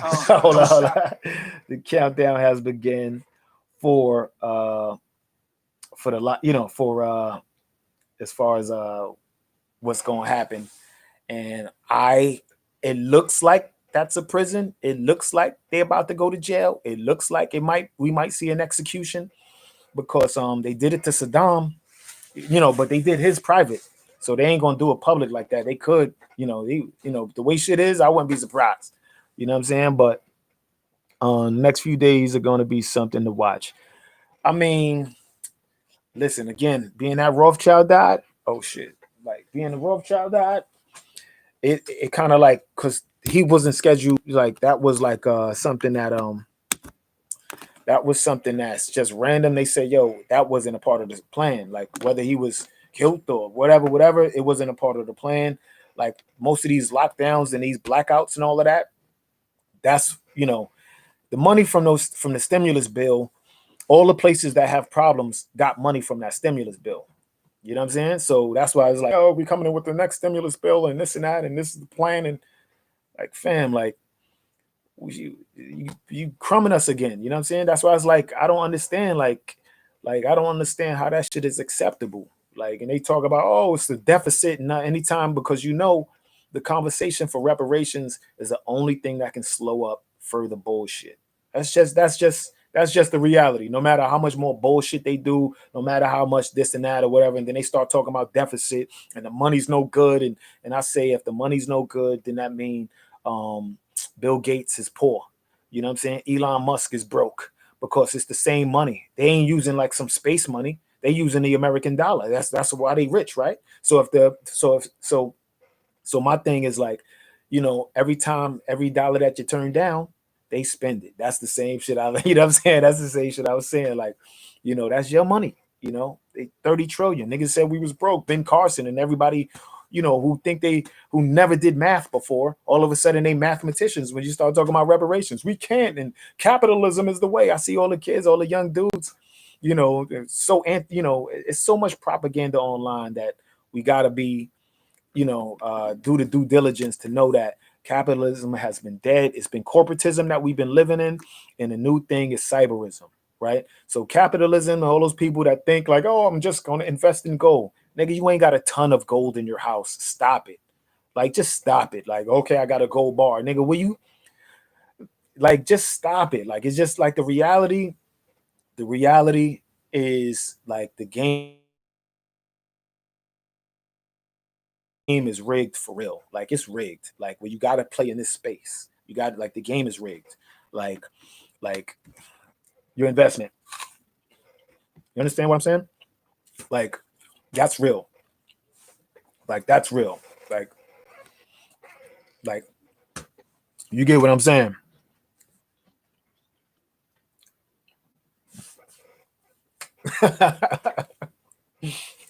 But we gotta, we definitely gotta be realistic about, what it is. Reparations is not something you just easily pass by. I know for a fact,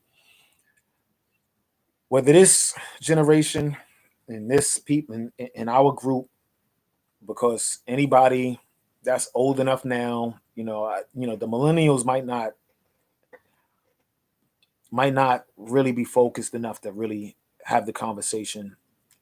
But if we don't get it within the next 4 years or whatever, 10 years, it's gonna happen like within a generation. You know what I'm saying? So we can get it now because it's right there. Because all you got to do is like this.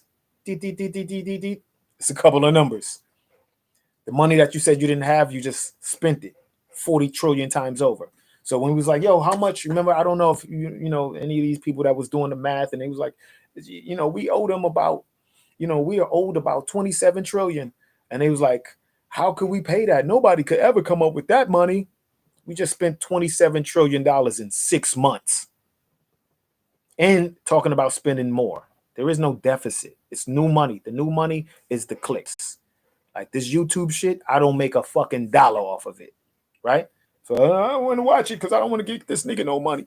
Nigga, I don't make a dollar from this shit. And if I did, it would be 0.0056.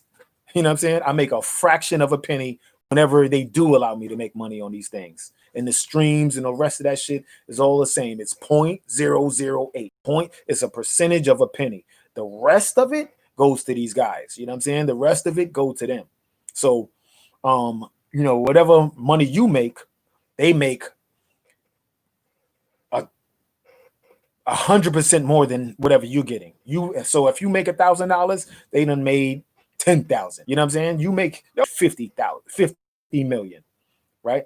So, and that's all because the new money is the clicks, the data, the clicks. It's just numbers. It's just numbers. It's a whole new game. It's not like it's based on gold. It hasn't been based on gold in a really long time. How did they get the gold from everybody back in the days? You know what I'm saying? Like, how did that happen? Back in the days, it was people was more focused, had just as many guns as they do now, just as more live, more into politics or whatever. But they say, yo, give me your gold. We coming around to get the gold. How they did that? Like shit like that is like, you got to look into shit like that. You know what I'm saying? Because that wasn't supposed to happen. But it was like, oh, it's for the greater good of the country. And people gave their gold up. And so psychological warfare from then to now is they're using the same playbook, and it's only gotten better. And I know that we can do a lot better, if some of our people just we cooperate, we work together. So I end this shit out with.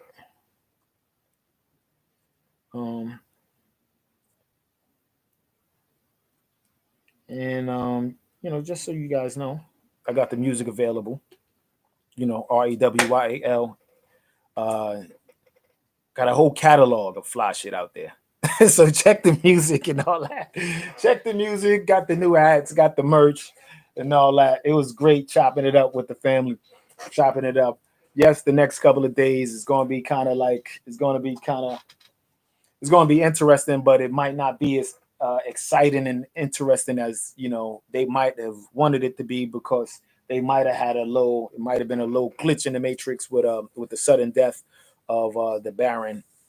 But the plan is still the plan, because they have plenty, puppets on the ground and strings to pull. And I'm hoping that it's the arrest. I'm hoping that it's the Guantanamo, that it's the lockdown like that for them. And either way, they're experiencing what it's like to be in a high tense situation. Now, we don't gotta be in Washington, but they do. So they gotta go through gate. They looking like they're prisoners, not us. We open air prisoners, not saying everybody's like, hey inmates, how y'all doing? Like, I don't even play that game, but them, basically, they're looking like they're in the watch, they're not in the watchtower, like they're looking like they're in the prison. So that's them in the prison. And we, with that wall, I didn't want the wall to be, you know what I mean? Like, because the wall is, shit go wrong, we need to get out of here. but anyway, you know what I'm talking about. Yeah. Got the t-shirts. Oh, the t-shirts is fly. I got with the R. Yeah, the t-shirts with the crown, the R, and the friggin' the t-shirts is fly. It's just whenever you ready, you hit me on the DMs, you hit me on the email, Mr. Rawyal at Gmail, mr.rawyal at Gmail, Mr. Rawyal at Gmail, Mr. Rawyal on Instagram, I got 7 trillion Instagrams. When you get to one, it's gonna lead you to the others. But on them, I usually check the DM website. I believe you can email through the website. Whether it's royalnews.com, royalmusic.com, royal.xyz. So I believe all the merch I'm gonna shift to Royal XYZ. But my point is, you can, as long as you contact me, I'm not going through 16 other people. It's not going through this website to this website. It's actually me creating these pieces. So when you get a piece from me, it's not like you're getting something that is, anybody could have got that. No, it's limited.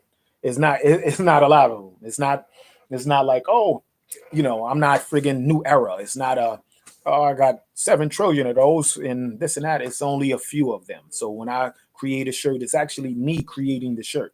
So I'm an artist. I've created landmarks. I've been involved in damn near every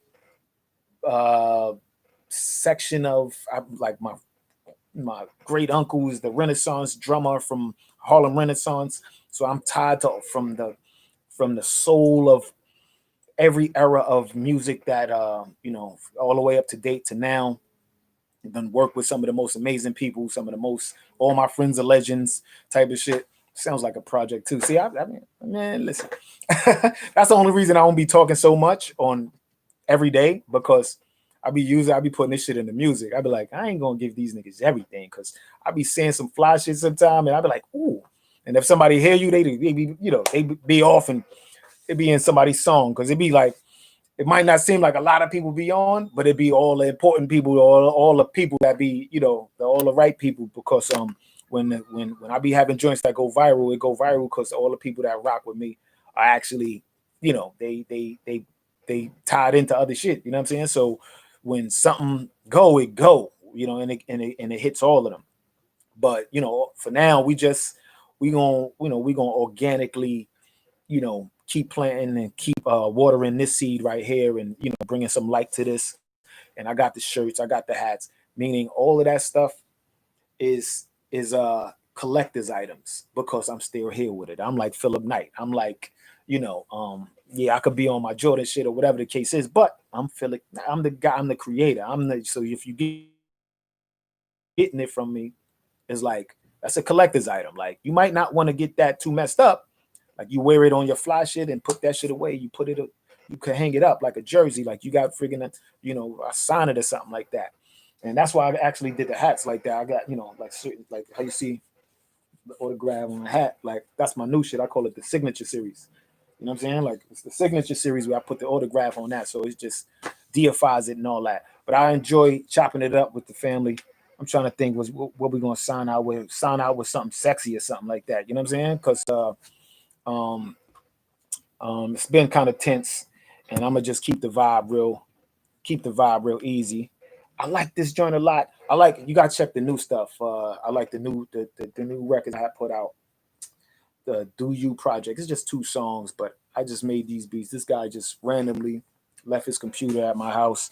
The homie, he asked me to do a joint with him, and he showed me how to use the Fruity Loop machine. And man, I made these 2 beats. Like I made a bunch of beats, but like about 5 of them was worth keeping for me personally. And man, so and I couldn't. As soon as I got in the studio, I did something on those records. You know what I'm saying? And 2 of them is up. I put them out. It's called Do You, is that project, and that's dope. But I ain't gonna play those right now. I'm gonna play the other joint that I love that my man S Mac produced. And this is dope. And we're gonna sign out with this. And again, I love you. I appreciate you for even locking in with me. If you want to contact me for any of the merch or any designs or artwork or music or anything like that, or information, or anything like that, DM me, hit me, reach out. You know what I'm saying? Like I'm here for you. Like I'm here for the people for real. Oh, how about that? How about I turn that on? But yeah.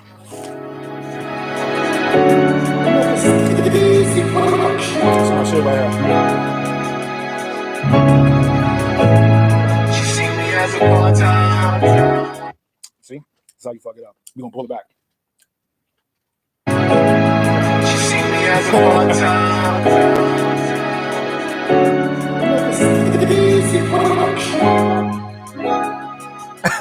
He's like, yo, you late, you crazy late, but yeah, we signing out. I appreciate you coming through. I know everybody. I got people that they coming, they doing their thing and they trying to do my Saturday, but it is what it is. She see me as a part-time lover, the type of brother that'll hustle till the sun up. Trying to pull my family out the struggle, so you can lean on me, I won't buckle. I'll do anything for you.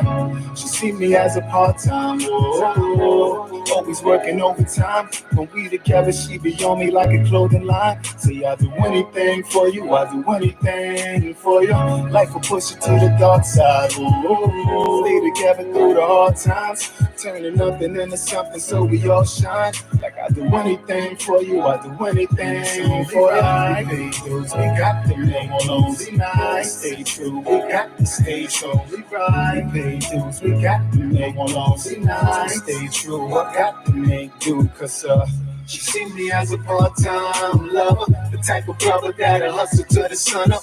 Trying to pull my family out the struggle, so you can lean on me, I won't buckle. I'll do anything for you. She see me as a part-time lover, the type of brother that'll hustle till the sun up.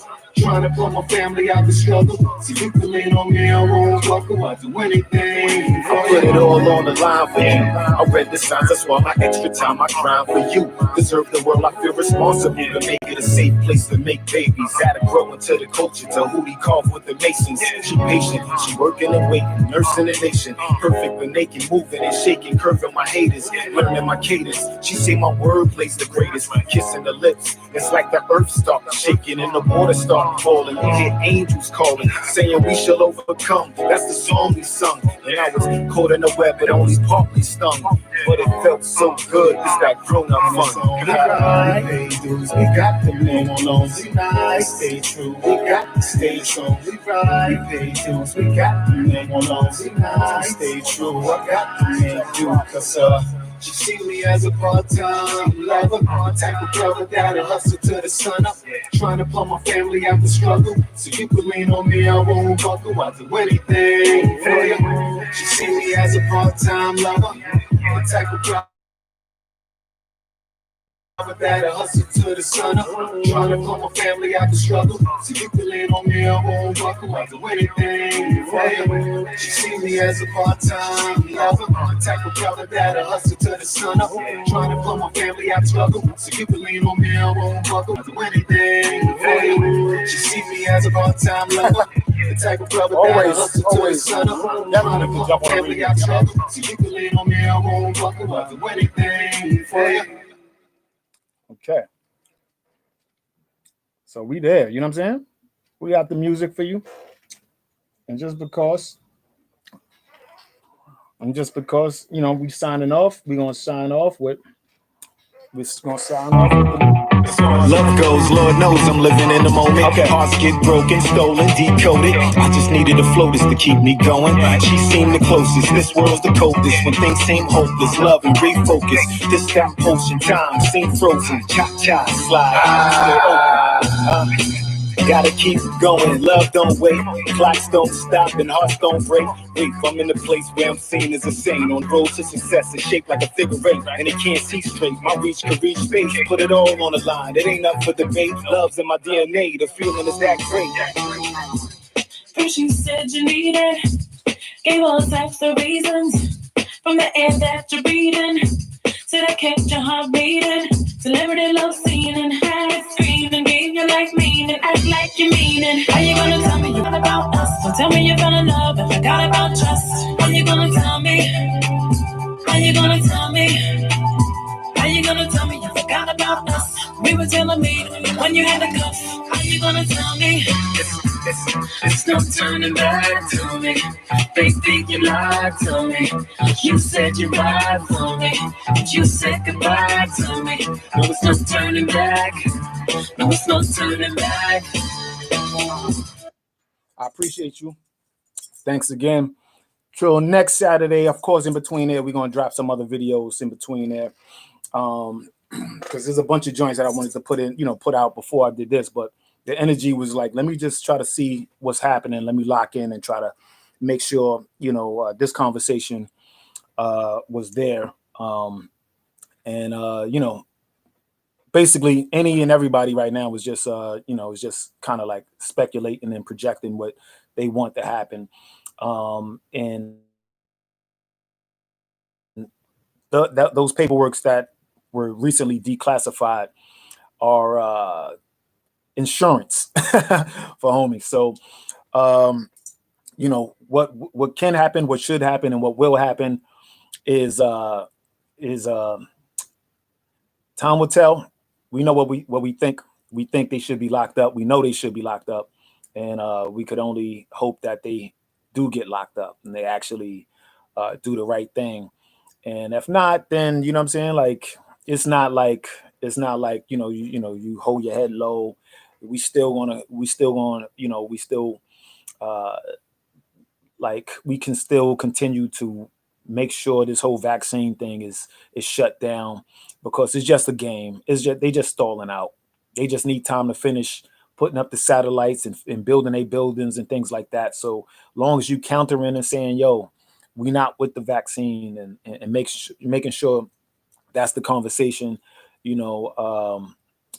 and not believing those tests. Don't take those tests. There's like nanites and the shit. There's a bunch of videos I'm gonna put out in between from now to next Saturday, and the 20th we gonna see what's up.